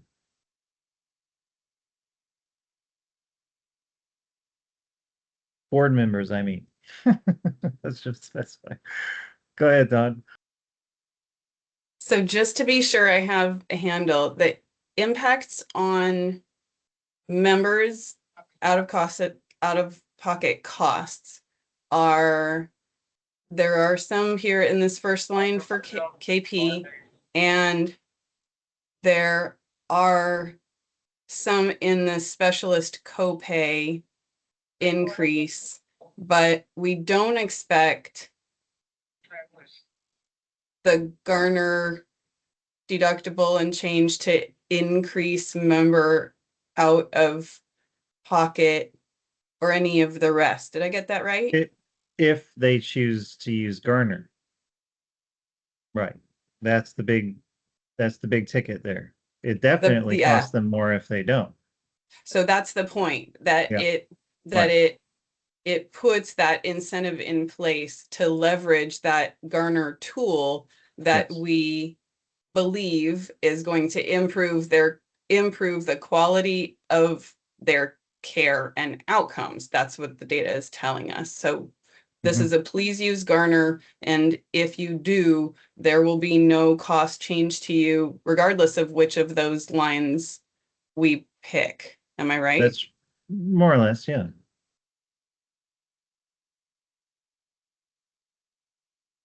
But if you don't, then there's a cost increase to them. So the savings results from the more efficient providers primarily, and not from expectations of increased expenditures by members, right? That's a good question.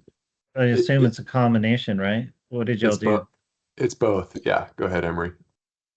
It is a combination. I mean, there obviously is an expected cost impact. Not everybody's going to use Garner.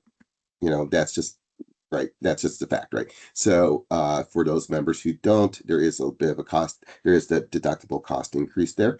But again, the Garner, there is both. So, and there's the savings from the plan design changes, which is, the additional $250 deductible. There's going to be additional HRA reimbursements, which offset some of that. But there's also going to be potentially there are some assumed savings as a result of more efficient care, or going to providers who are lower cost. So, that savings is also included in the overall amount. So it's a mix, but again, anticipating there's going to, the people who are using Garner, essentially the deductible changes will be made up by the increased HRA reimbursements. Andy. I know we've gone on before about the rural access. I'm just wondering, so if there's somebody in a small town and there's one or two doctors and they're both approved, do they have to call Garner every time to get access? Or what is the, and I know it was pretty close, but what was the travel range for people? So, if they, live in Albany, do they have to drive to Portland in order to get a Garner person? So, Yeah. actually, on your first question, Andy, so are you referring to for like one episode of care, whether you have to keep going back to the Garner app? Right. Or Yeah, I so guess once it's no. approved, you're good. Okay. Yeah, once you're approved, it's good for that entire episode of care with that provider. So, you can keep going back to that provider. It's all of the services, including prescription drugs, would potentially be your out-of-pocket cost would be reimbursed up to your HR limit in that case. So for if you have a knee surgery and then you have cancer, which would be horrible, but let's just use that for now. You would have to do it twice, but for the knee surgery and and ongoing stuff, that was just one time. Andrew, were you looking Yeah. up the distance? Yeah, I don't have the exact mileage, but when we did do this analysis around member access long ago, and basically what we found was that the access issues through top providers essentially mirror the known network access issues through MODA and Providence, if that makes sense. So there are access issues in the Northeast and coastal and other pockets within the state. That is a thing. The algorithm that Gartner uses does take geography into account. But there are some instances where, just based on sheer number of network providers, there could be issues getting access to those top providers.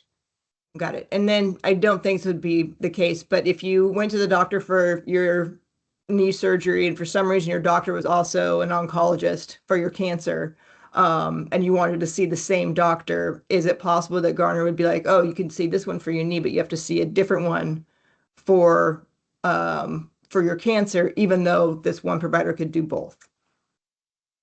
I think that once a top provider is listed as a top provider within a given member's profile, I think any claims that flow through would be incentive eligible.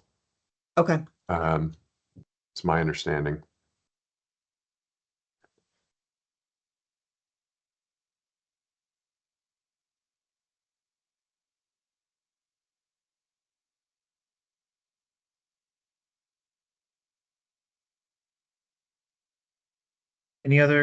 What other comments? I think on the Kaiser thing, we've been wanting for a little while to have a little way of differentiating, nudging people from the traditional to the deductible, because the deductible plan is actually a good option for members, actually, for their bottom line. But for various reasons, people keep choosing the traditional, which is way more expensive for us. So this kind of nudges a little bit of differentiation there, just like a slight nudge. We knew we were coming into a renewal period where we were going to be having to shift costs, which none of us were excited about. But I think we got to some options that actually, if you make there's some choice here about whether you take those increased costs, quite to a large degree. People have some choice. And so what other thoughts?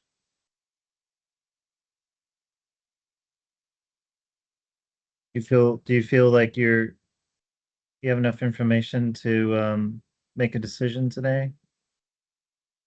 Go ahead, Andy. Oh, real quick, just a heads up that that people confuse Garner with collective health. Oh, I know. Oh, yeah. Okay. The communication thing is going to be a whole topic, right? Because not only that, but they're going to read the deductible and be like, oh, that's worse.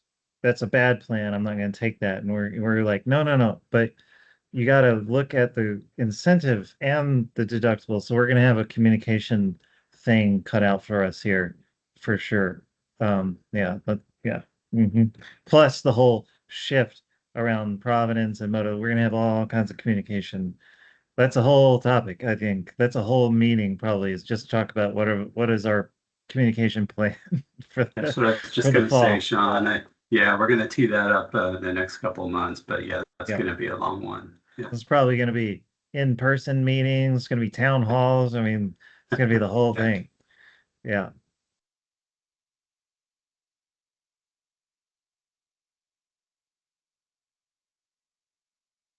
Are y'all leaning to one of the scenarios? What do you think about the kind of balance of our how many reserves we're hitting versus which scenario? I personally I'm thinking that the scenario highlighted in orange here on the screen is kind of a middle way. Maybe the $500 one is a bit much. Maybe 250 deductible kind of gets us in the direction of having some differentiation between the MOTA regional plan and the statewide plan, and it also blunts some of the amount that we got to take from the reserves in order to buy us down. These are my thoughts at the moment. Where is everybody? Did you need one of us to make a motion? Is that what we're needing?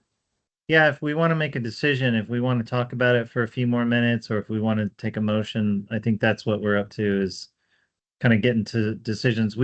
If we really can't make a decision today, it's technically possible we could defer one more month. But if we're on the same page today, there's no reason to delay another month. So, Andy, you That's had your hand correct. up? Does Garner also do like urgent care and emergency? Like, do they have to call in for urgent care to go to a clinic? So emergency care is not eligible for the incentive. Okay.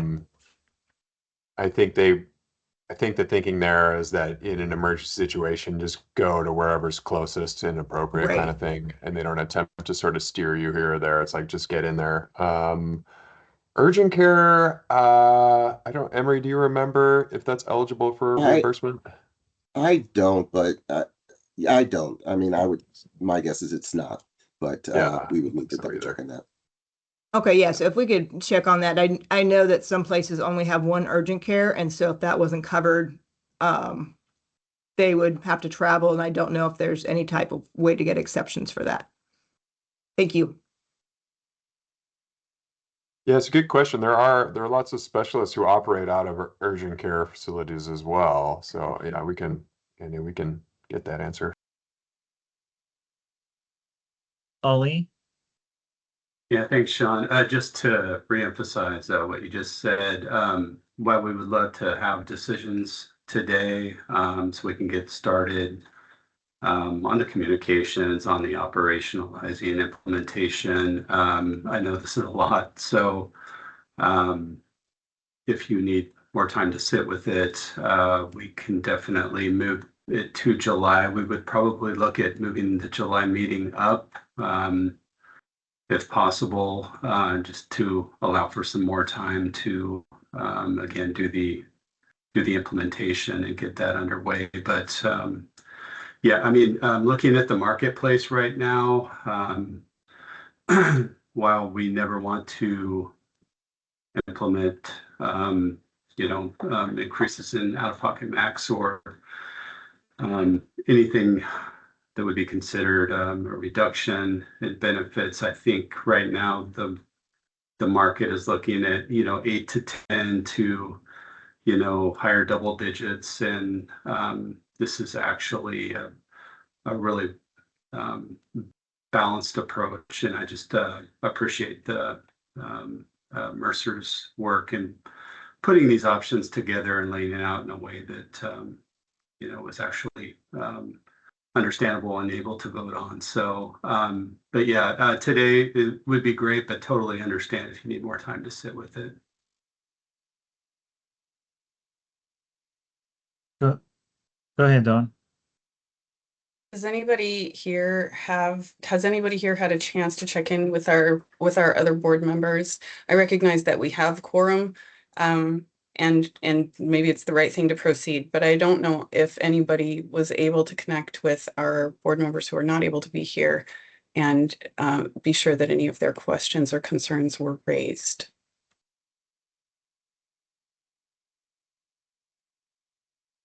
Yeah, I had a conversation with Siobhan last month, knowing that she was going to be out, and we didn't have the specifics like this. But she had some recognition that there was going to be some cost shifting. She was particularly interested in having some differentiation between traditional and deductible. But I don't have her, Kaiser, I mean, which is part of the reason why we have that. We kind of really stuck to our guns on that. And then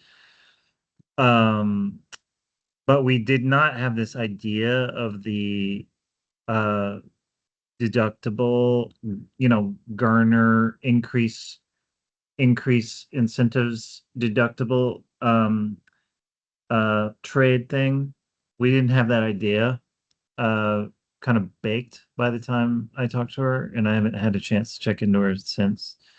But she was mentioning, deductibles, this and that. I don't want to speak for her on where she would land on this, but she was, at least there was some discussion of like, some cost shifting, not excited about it like any of us, but recognition of we probably can't take the whole hit in reserves. We got to do something else. Just because then next year it would be worse if we did that. Is kind of the point. Other than that, I didn't check in with Cheeky. And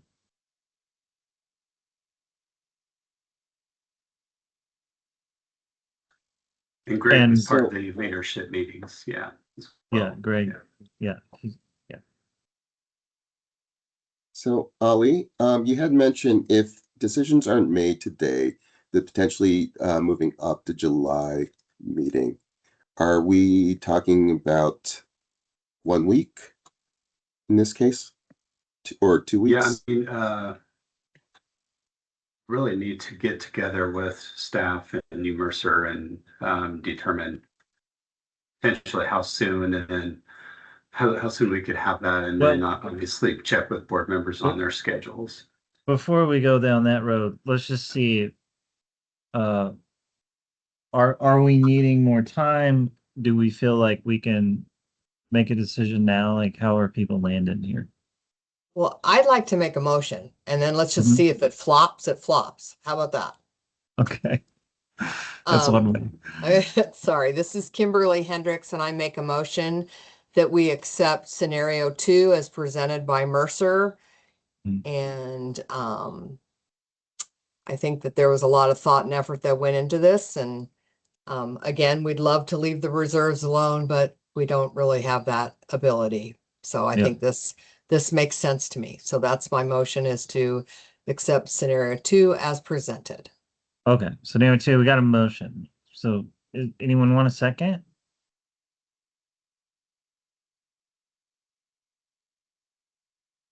Don?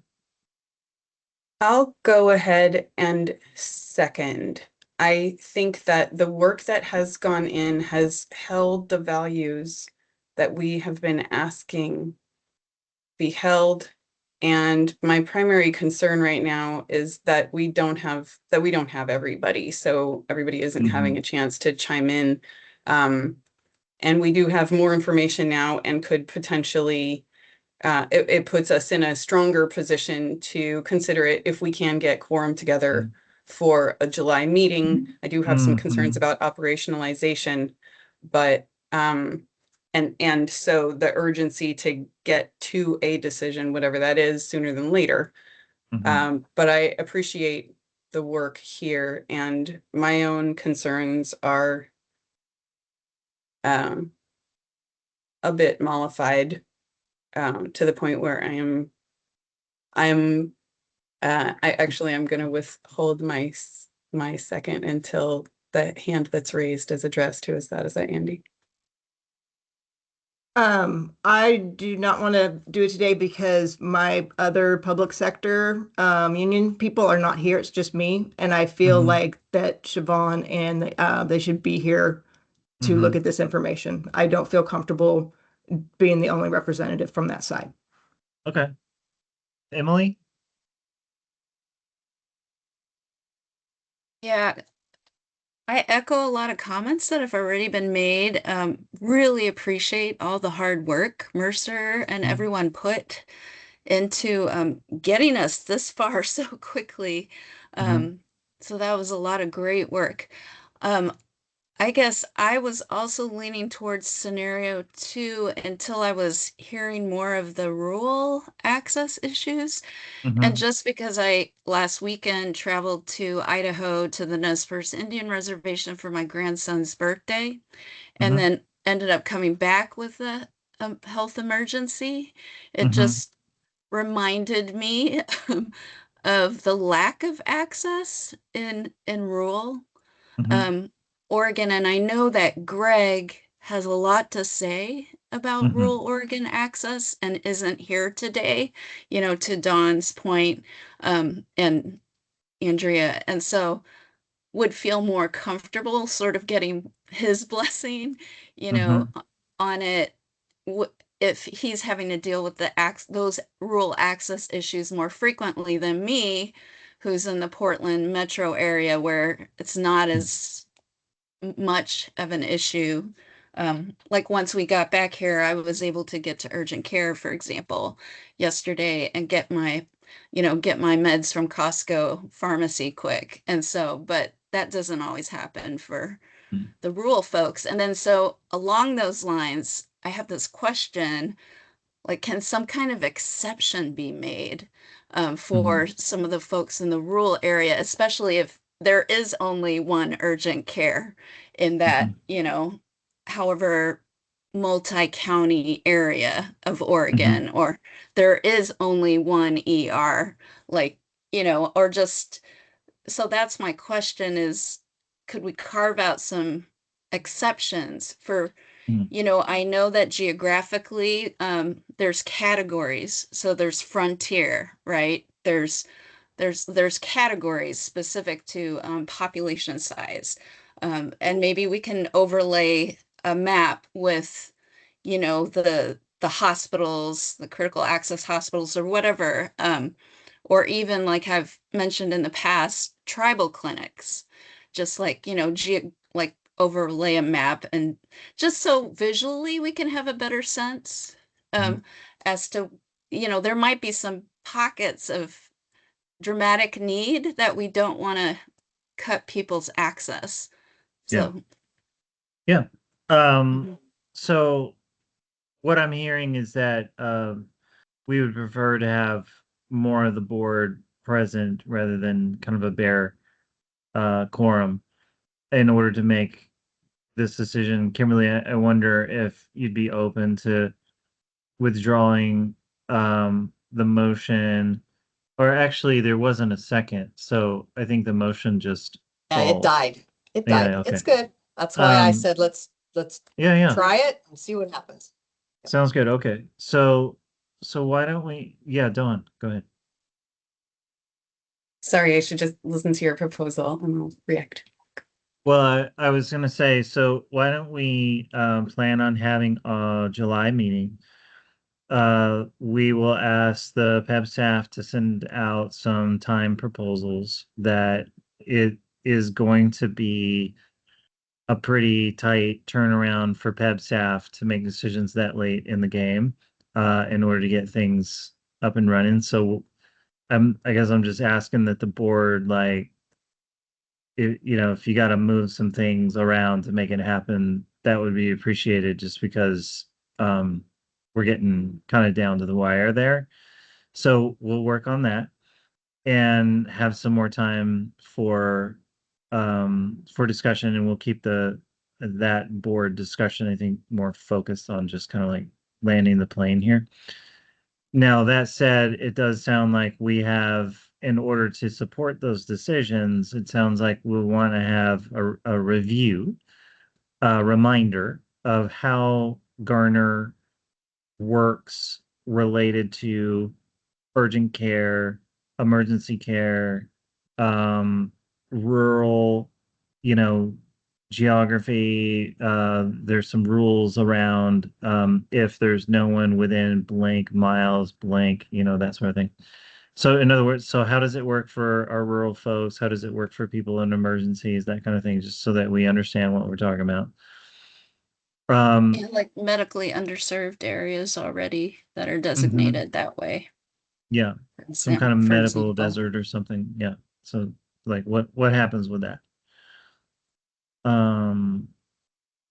Okay. And anything else that we need as far as decision support? Go ahead, Emily. I just appreciate what you just said about PEB board staff and their needs as well to move sooner than later.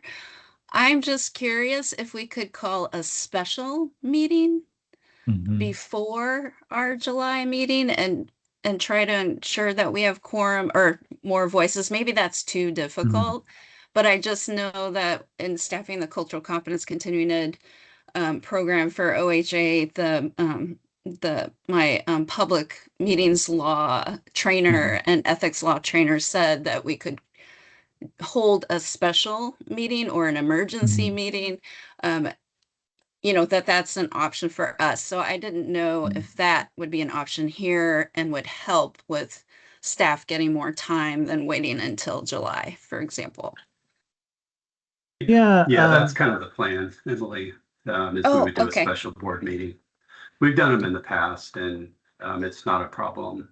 Yeah, it's just really availability, during the summer, but we'll work with board member schedules and yeah, like Sean said, appreciate your flexibility as well.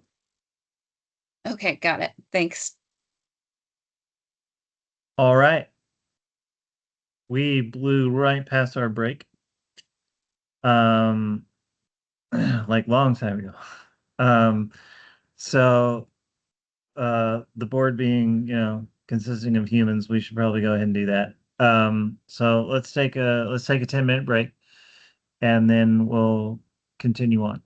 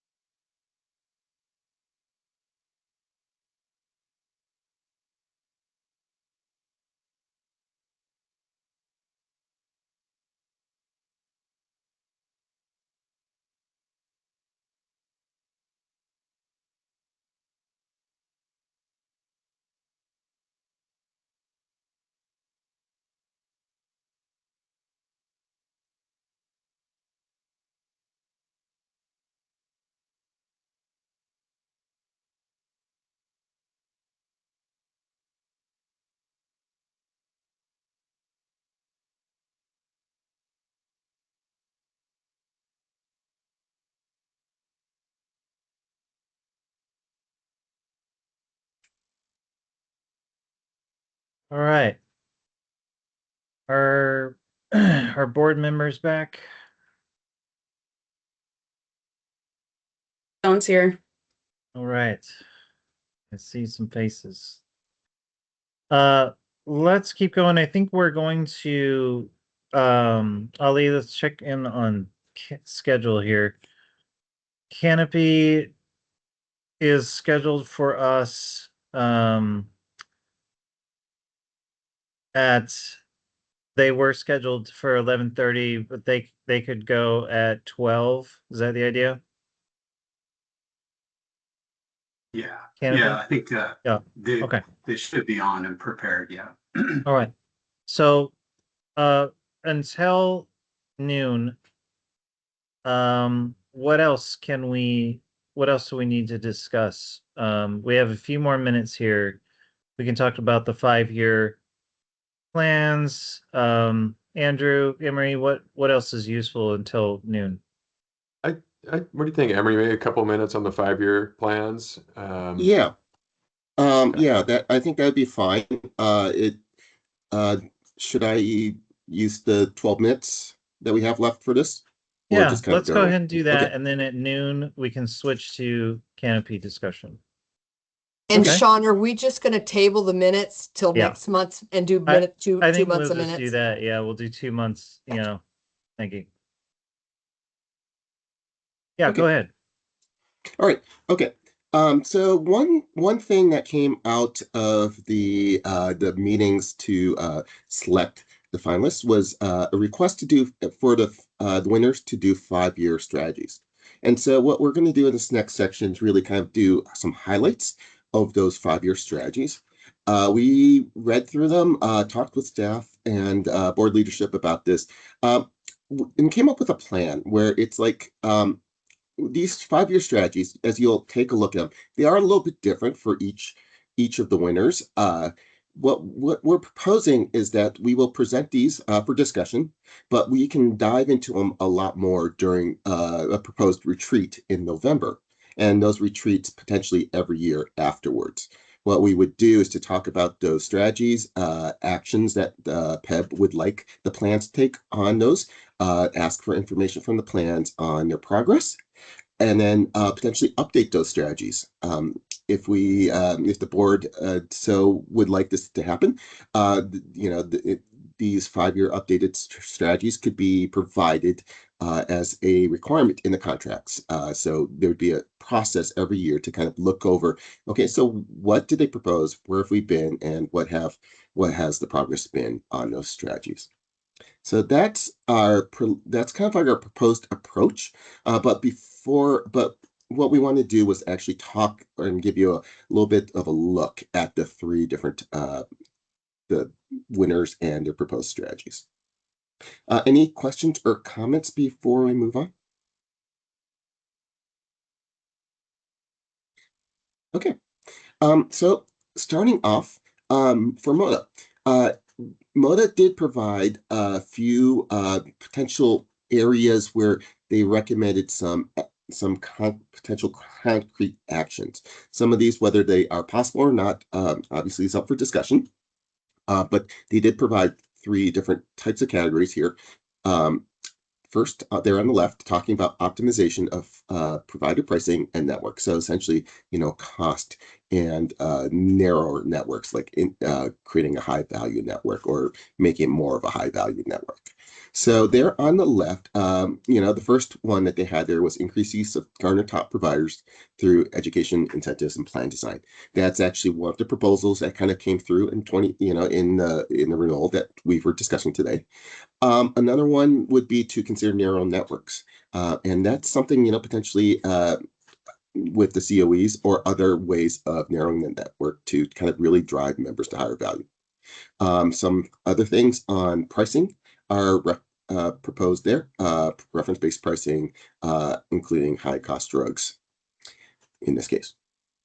The center section has to do with care navigation and utilization management, as you see there. Site of care, enhanced inpatient observation review, again, things we've discussed today.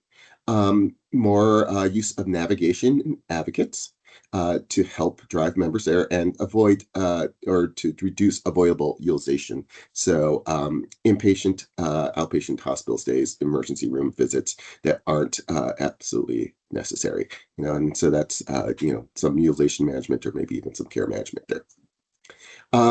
On the far right, population health and chronic conditions management. The top two are talking about behavioral health and strengthening it in terms of the Behavioral Health 360, which is a program that PEBB did implement to improve navigation and coordination of behavioral health care. Incentives on behavioral health care to reward coordination, and that's more on the provider side. And then other things talking about population health. Targeting interventions on identifying high-risk cases, high-risk members, as well as potentially exploring food as medicine. So these are some of the potential strategies. I think they are kind of in line with some of the things we've been talking about, PEBB's values, and are actually part of the proposal that was discussed today. Okay. Yeah, Emery, I'll just add yes. that I think that a lot of these are good proposals, good options. There are also things that in some cases we've been talking about for some time, reduce avoidable utilization, that kind of thing. And so I think where you kicked off, what you started with is the big takeaway from me, which is that these would be kind of annual strategies, that we're checking in on them. How much utilization have we? How do you know? Like, how are you measuring? That kind of thing. And that these would be point places for dialogue with the PEB board and the carriers. Just what are your plans here? Are you trying new things? Are you experimenting? Tell us about them. And to have that expectation somehow, the consultation or whatever it is in the contract that you were saying, I think that makes a lot of sense. It gives us a good position for us to be really talking strategy with our partners. Yeah, go ahead. Yeah, I mean, it's definitely these are being proposed, identifying the actual results, right, of these 5-year strategies, where the things are being implemented. That is, to verify that it's happening. That is something that we can definitely do, that we want to approach, especially with the Gartner, right, and that can morph into bigger analyses as well, especially with some of the enhanced clinical management and utilization management that MODA has proposed.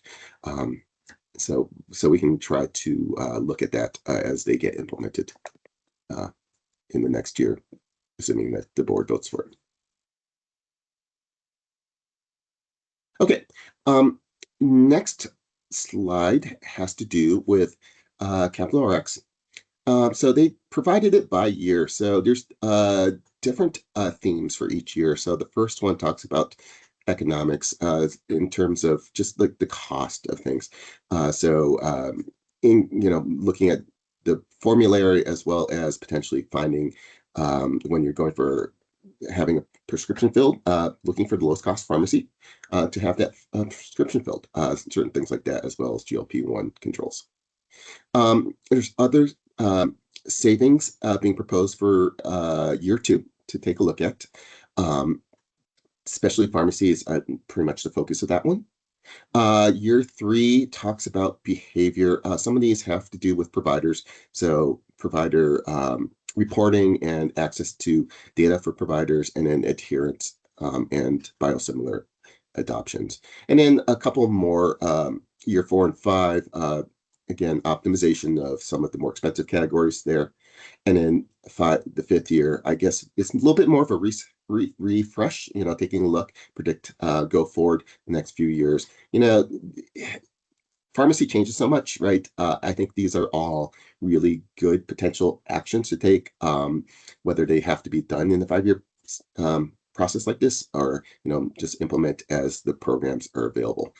Again, another situation where review, take a look, see what's available, see what's able to be put in, and see the results, and then refresh in the following year at the retreat. Okay. I have 3 minutes left, and Kaiser has the next 2 slides. So next slide, please. Thanks. Okay.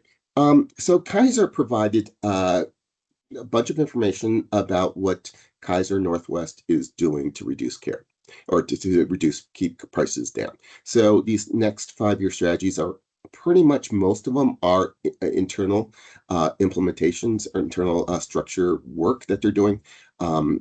Again, checking in on the status of it and what Kaiser has seen as results would be key to make sure that they are actually bringing down the cost trend, in this case, to meet the 3.4%. But they have 6 different categories, I believe. So redesign care is there on the left. So talking about lower cost settings, virtual care, primary care, and reducing backlogs in this case. Efficiency, clinical efficiency, system efficiency is the center section. So some different programs, some stuff internally, really for Kaiser in terms of improving their systems and what, the capabilities of Kaiser. And then the one on the right talks about pharmacy. So some things that are probably familiar based on Capital RX and some other things, optimizing formularies, biosimilar and generic utilization, and more better specialty drug management in this case. The next slide, please. Actually, they do have 7. So a few other things proposed by Kaiser. Payments, outcomes, essentially, and utilization management inside of care. So it's kind of managing the cost there on the left. And then the center has to do with population health. So again, it's kind of similar to some of the things that Moda talked about, right? Primary care and integrated behavioral health, predictive analytics, population management, those sorts of things, and recruiting and retaining providers, diverse providers, and culturally responsive programs to help meet the needs of PEBB and other Kaiser members. Some programs there in terms of digital and member navigation in the 3rd column. So some changes made potentially to kp.org. Again, virtual and helping scheduling for members in this case, as well as some internal, like Epic utilization management and new membership system. So it's like internal systems there. And then some infrastructure improvements there on the right. Sunnyside's potentially expanding with a new hospital tower, and then like future looks, right? Cancer care, robotics, diagnostics, and other improvements. So those are the 5-year strategies. I know I went through them quick. We can definitely discuss them in November with the retreat. But with that, I will pause, turn it over to you, Chair or Vice Chair, and see if there's any questions. And then if not, we can move on to Canopy. Yeah. Actually, I think there might be next steps, but go ahead. Yeah. I think there's just a lot for us to dig into here. But you can get a little bit of a menu where we're going to be discussing. So yeah, it's good. Thank you. Yeah, let's go ahead and move on to Canopy. Do we have our presenters with us? Yes, you do. Thank you. Take it away. Thank you. All right, we will. We'll get there here. There we go. Okay.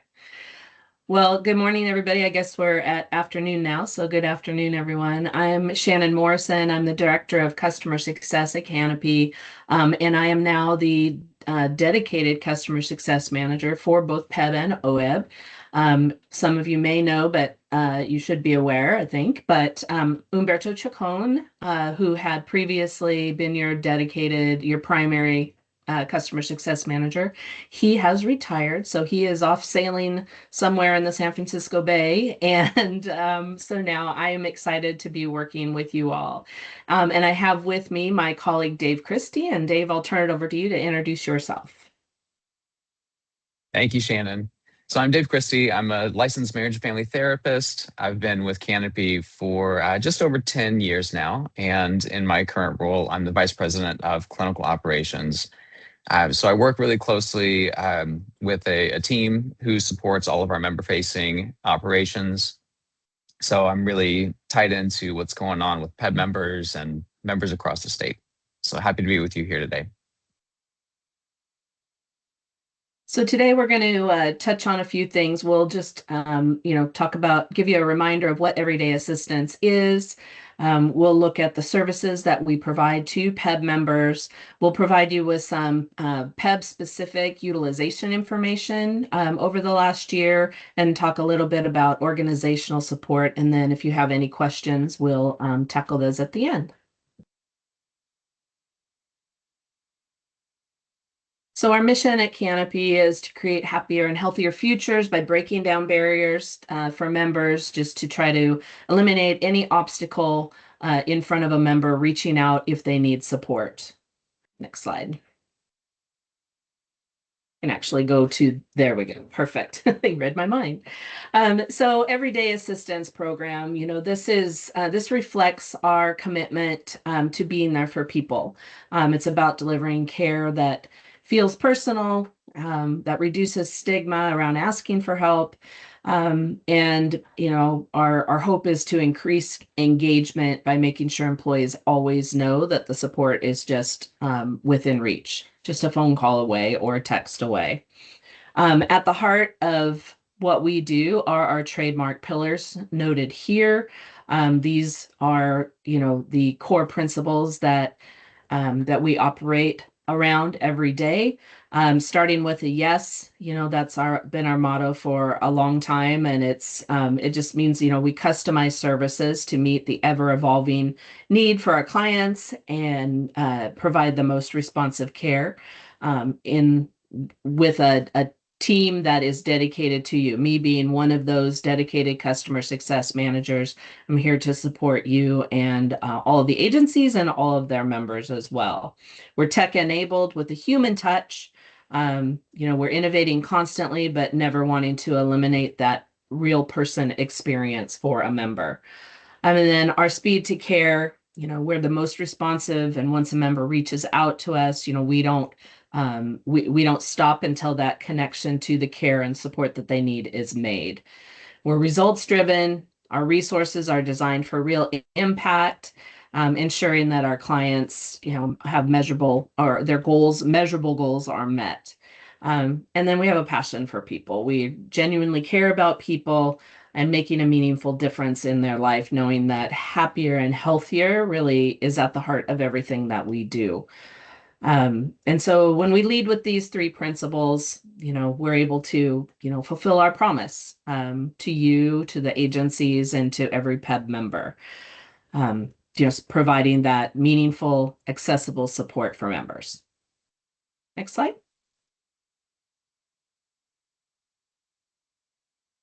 So the concept of everyday assistance, what that means for PEB members is, we're here to support through everyday common stressors. We know that individuals are needing more support, more personalized support, and experiencing more complex issues than ever. And so we're here to help members navigate through whatever it might be that they're facing. We integrate with workplace culture and leadership initiatives as well. And we help provide clear communication so that members understand that we are available for support. Next slide.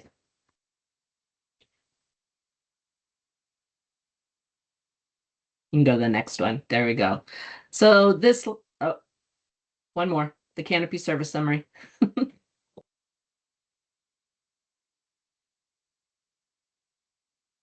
All right. Well, I'll start talking through the summary so that we're not spending a lot of time waiting for the slide. But, part of the program, a big portion of what we do, cornerstone of what Canopy is our clinical and crisis support that we can provide. The program that we provide for PEB members includes a mental health hotline or crisis support line that is available 24/7, 365, where members can reach out and be connected immediately to a counselor that can support them with whatever it is that they're facing in the moment. We also have counseling available that to address a wide range of issues, whatever that might be, and that we're there to support members so that they can, continue forward and feel better. We're able to match members, based on their preferences and, diversity criteria, as well as health plan participation. In addition to counseling and crisis support, excuse me, we have coaching available to members, and coaching is more for personal development, not necessarily around clinical issues. That's more for goal setting, creating healthy habits, things like that. So that things that fall under more personal development.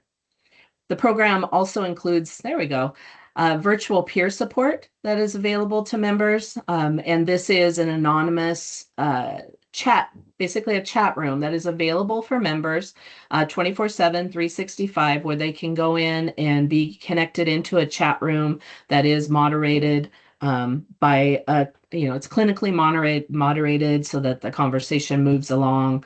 But it's a way to provide additional support to members. As I mentioned earlier, we're trying to eliminate any sort of barriers and create more opportunities for members to connect and get support that they might need. The right side of this slide here, you see all of the other resources that we provide to members, and this is outside of clinical support and oftentimes in addition to, but we can help members find resources around a variety of things they might be facing throughout their day. It could be a need for childcare or adult care. It could be needing some sort of resource, whether it's a support group or a food pantry or someone to come scrape moss off their roof. We all have those things that weigh on our mind. Our resource retrieval team is there to help support members by finding them those resources so they can take that off their plate for a little bit and not have to worry about that. We have unlimited financial coaching included in the program so that we can, members can be supported in meeting their financial goals. We also have a legal benefit that includes a, 30-minute consultation with an attorney and then a discount of 25% off additional time with that attorney and access to a variety of legal forms as well. We have an identity theft service that's included in the program. There is a fertility health support. I know there was some conversation earlier about some other fertility health support, but our program does include that as well. And this isn't insurance. This is just meant to provide additional support where members can have access to discounted fertility health check, discount, or as well as connection to fertility preservation, care and donation services, and then of course legal and financial support, and a care credit. There's a $350 care credit included in that program as well. There's a home ownership program that allows members support around buying, selling, or refinancing a home. Our team can come alongside and just answer questions, provide resources, point them to discounts, and that type of thing. And then we also have wellness discounts as well as pet insurance discounts on our member site. We also provide support for pet owners in a variety of ways. And then our member site is available for members to locate those discounts I just mentioned, but as well as a variety of other materials, articles, etc. I'll talk about that a little bit more in a moment. And we also have some other digital tools available that I'll address in a few slides. Next slide. This slide gives us an illustration of the different counseling session options that an agency has to select from. And then what we've done here is shown you like from over the last 3 years, 24, 25, and then thus far in 26, how many agencies have elected which counseling session model, and then what that translates into as far as how many FTEs are covered under that model. So you can see here that, in 2024, the 3-session model was the predominant model. And that I would say that probably, and Dave, you can jump in here too if you don't agree, but I think across our book of business, we saw 3 sessions as the norm. And I think that was just really not just our book of business, but I would even say industry-wide. 3 sessions was pretty average as far as how many sessions an employer would offer through an EAP. But we've seen that change quite a bit. The need has grown, and so we are seeing, and as you can see here in 2026 year to date, the agencies have lessened in the area of 3 sessions. We're down to 28 agencies, but you can see that they've grown significantly down in the 8-session model. So we've had quite a bit of fluctuation there into that 8-visit model. Any questions around that? Okay. Go to the next slide. And this slide just gives us a snapshot of the utilization rate that we're looking at. You can see here that green bar shows that in 2025, overall utilization was at it was like 7.89%. So I rounded up in the graph. So we're at 7.9%. And how that compares to our book of business is it's coming in higher than our average. Our book of business right now is really between 6 and 8%. So at 7.9%, you're above our book of business average, which is great. I like to see that higher utilization. The national average for EAP utilization is right around 4% right now. So you're significantly higher than the national average. And then year to date, we're at about 3.3%. But if we continue on the trend that we're seeing, we figure we're going to end up around that 7.9% at the end, by the end of the year. Next slide. Case breakdown. There we go. All right. So this gives us a breakdown of how that utilization has broken down. So on the left-hand side there, you see the work family life. What that is the number of cases that have come into us that were more around, the financial coaching, the resource retrieval, legal benefits, that type of thing. We're at 51%, and the clinical is about 49%. So it's pretty even split. Last year, or 2024, the work family life was just a little bit higher. It was about a 56-44 split. So we're seeing that was just interesting to me that we are seeing more clinical need and more clinical cases showing up into 2025. Next slide. So now I'm going to pass it over to Dave, and he's going to tell us a little bit, give us some details around some KPIs, but then also member or PEBB member specific utilization. Absolutely. Thank you, Shannon. So I want to start off with some of the things that we track really closely to make sure that we're having a measurable impact for members. So the first thing on here is about our member self-scheduling portal. We introduced this a few years ago for all members, and we've seen its popularity really grow. Currently, we have over 1/3 of all cases initiated and contained within that self-scheduling portal.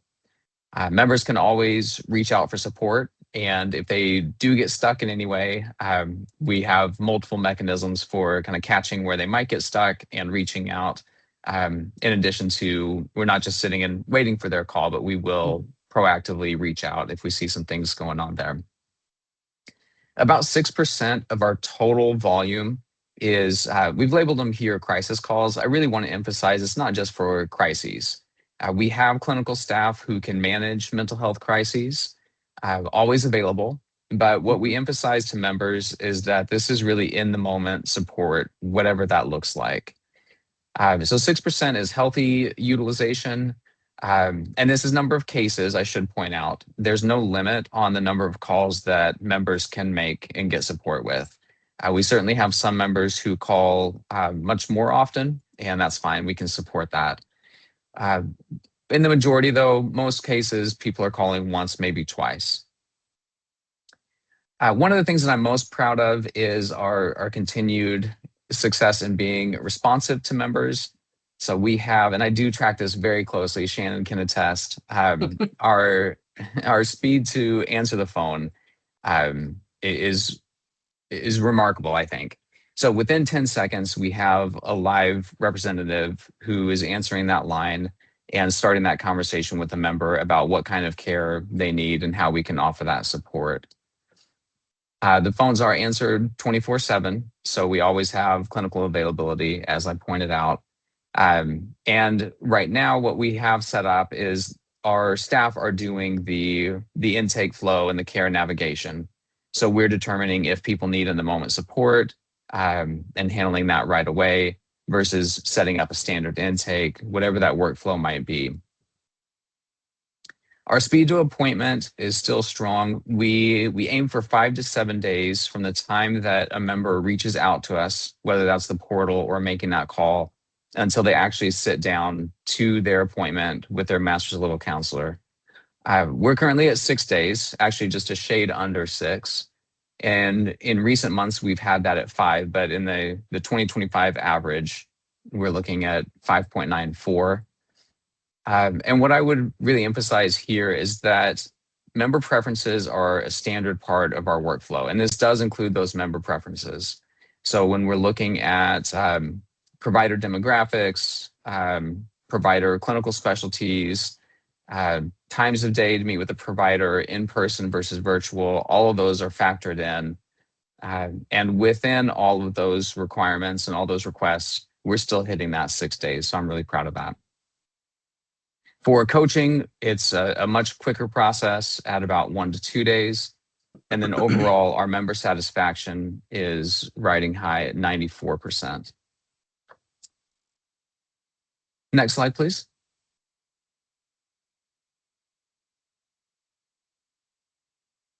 Thank you. So for 2025, we had 4,400 unique PEB members who engage with EAP services.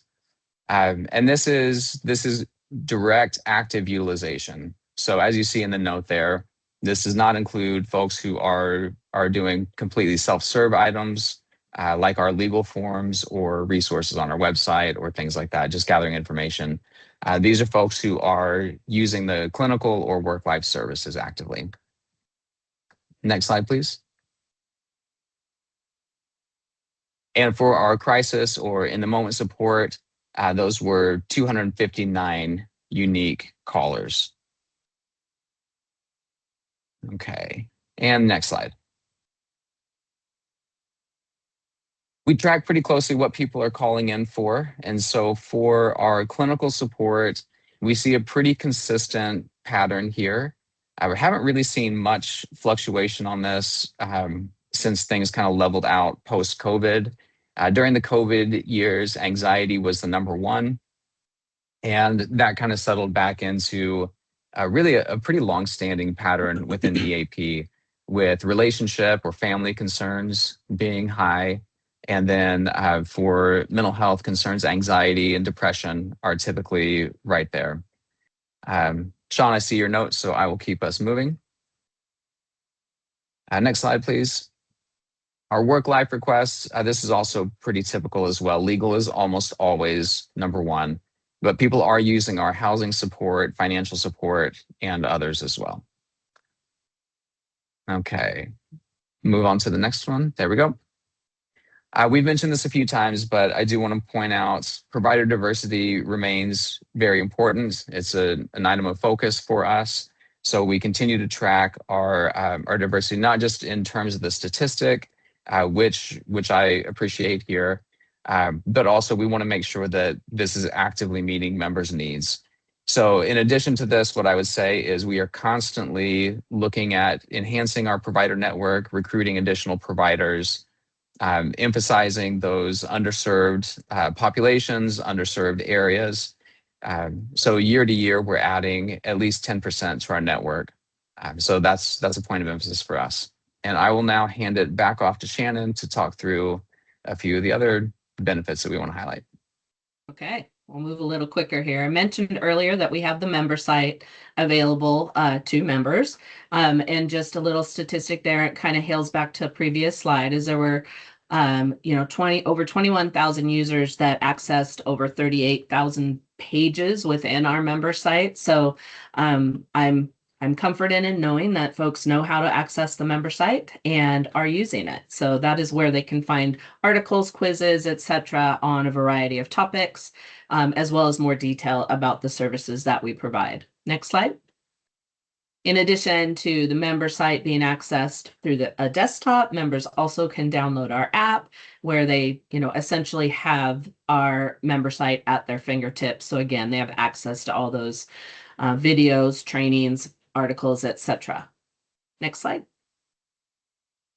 Within our app is the digital cognitive behavioral therapy tool that members have access to. The tool is called Enlight, and this is, the self-paced mental health companion that members can engage with. They can complete an assessment and then receive some, suggested articles, suggested information. They can track goals, there's videos, etc., all available through Enlight. And again, that's at their fingertips and is something that they can engage with on their time and another way to support members.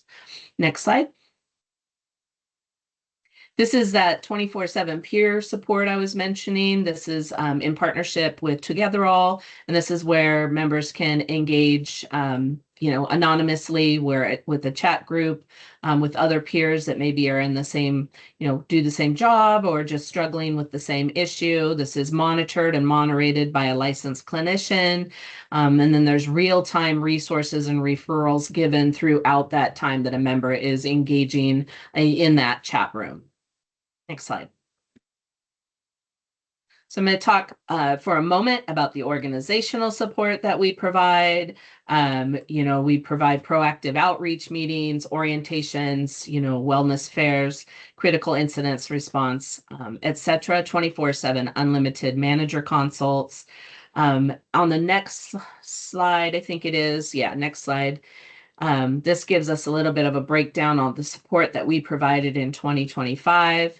We provided 119 of the following types. You can see there, critical incidents response, orientations, webinars, leadership development, and benefit fairs. And then we also provided 67 of a combination of management consultations, organizational consultations, and then support around performance-based referrals. Next slide. As you likely know, we have a variety of promotional materials that we provide, and we can, supply agencies with to continue to promote our program to keep that in front of them so that they're aware of the services and support that we are here to provide them with. And I just have one more slide. And this is a sort of a big information, but not a big change for you. Last year, we were purchased by a company called Revive, and we have been working with them as Canopy, a Revive company. Coming soon, I don't have the exact date, but we will be changing our name to Revive. This is not a change in the services or support that your members will be receiving. The EAP program itself is not changing. The access points are not changing. The phone number will remain the same, the URL, all of that. And so none of that is changing, but I want you to be aware because you will soon start seeing Revive show up on member materials and that type of thing. So I know that was really quick at the end. So are there any questions? Thank you. Thank you for your presentation, and we value your partnership. Any questions, Emily? Yeah, I just had a quick question about the management consultations. that were 24/7. How does that work? I'm just curious. Because I know like Sure. in the past we've had go go ahead. Yeah, I'm happy to start answering, and then if we need to add more detail, we can do that. I would say management consultations, first of all, is a chronically underutilized benefit. So we always try to put the word out. Essentially, if a manager is concerned about an employee, they can call and speak with an EAP consultant to talk through those concerns and determine the best course of action. That could be simply, how do I make a referral to EAP resources? What EAP resources are available for my staff? Or it could be, how do I initiate an involuntary referral for performance concerns? So that is available 24/7.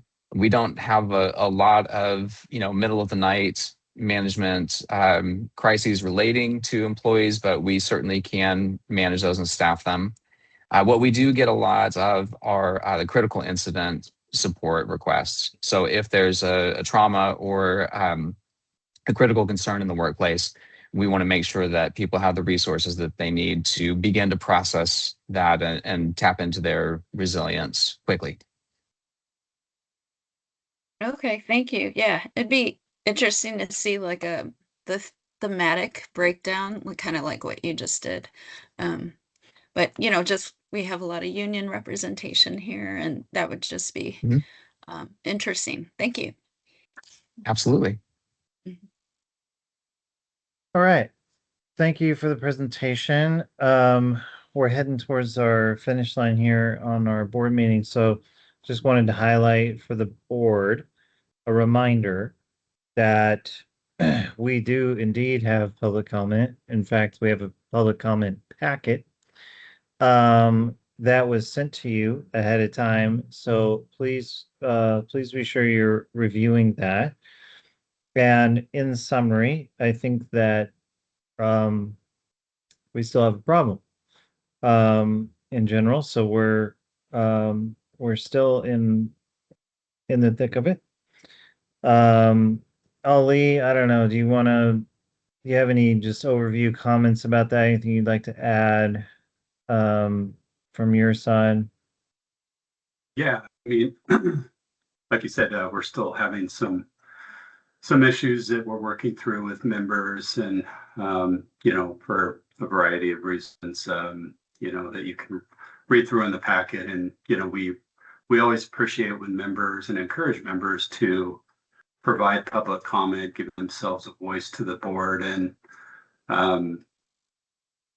I think we try and we reach out to each member that submits public comment and work to resolve any outstanding issues or any frustrations that they're experiencing, and that's been really effective. And but the number of public comments being submitted is being reduced each month, but it's still too many. And we're doing everything we can to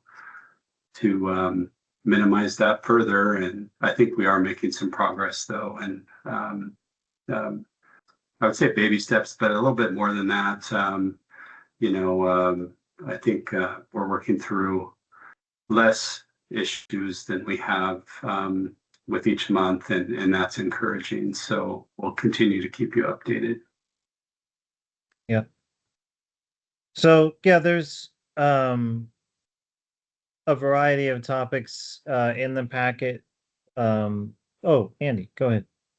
Oh, I just I guess I'm really, especially with the Providence members, we have so many changes happening between deductibles and all of this. Can we get a list of all the changes? Because I would really like to see that, because I think we got to be really careful that we're not going to have a collective health situation with what we're proposing. And I think I want to be sure, because I have members and union people asking me, and I can't even keep up with the changes. So that would be great. Yeah, that's kind of what I talked about earlier, Andy. I think we want to keep this transition, this upcoming transition ensure it goes as smoothly as possible, and limit the number of changes. So we'll be we had that brief list in the presentation today, but we'll put something together that's more for communication or talking points once we get to those final decisions. Great, thank you. Yeah. All right. Any last comments or reflections on the public comment packet?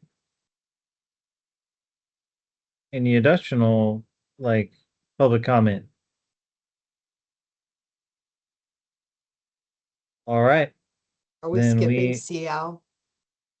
Yeah, I think we're gonna have to wait on our Yeah. our subcommittees for future meetings because we ran out of time because of our decisions here. Unless Oli, is there something that we need to know immediately for No, the next no, month? we're all good. Okay. Yeah. Okay. Okay. In that case, anything else from the board for the good of the order? All right. Then please be looking at your email for some invites and probably some questions. We're trying to figure Or some out survey a time. invitations. Yeah. So, all right. Thanks, everyone. Meeting adjourned. Thank you so much. Thank you. Thank you.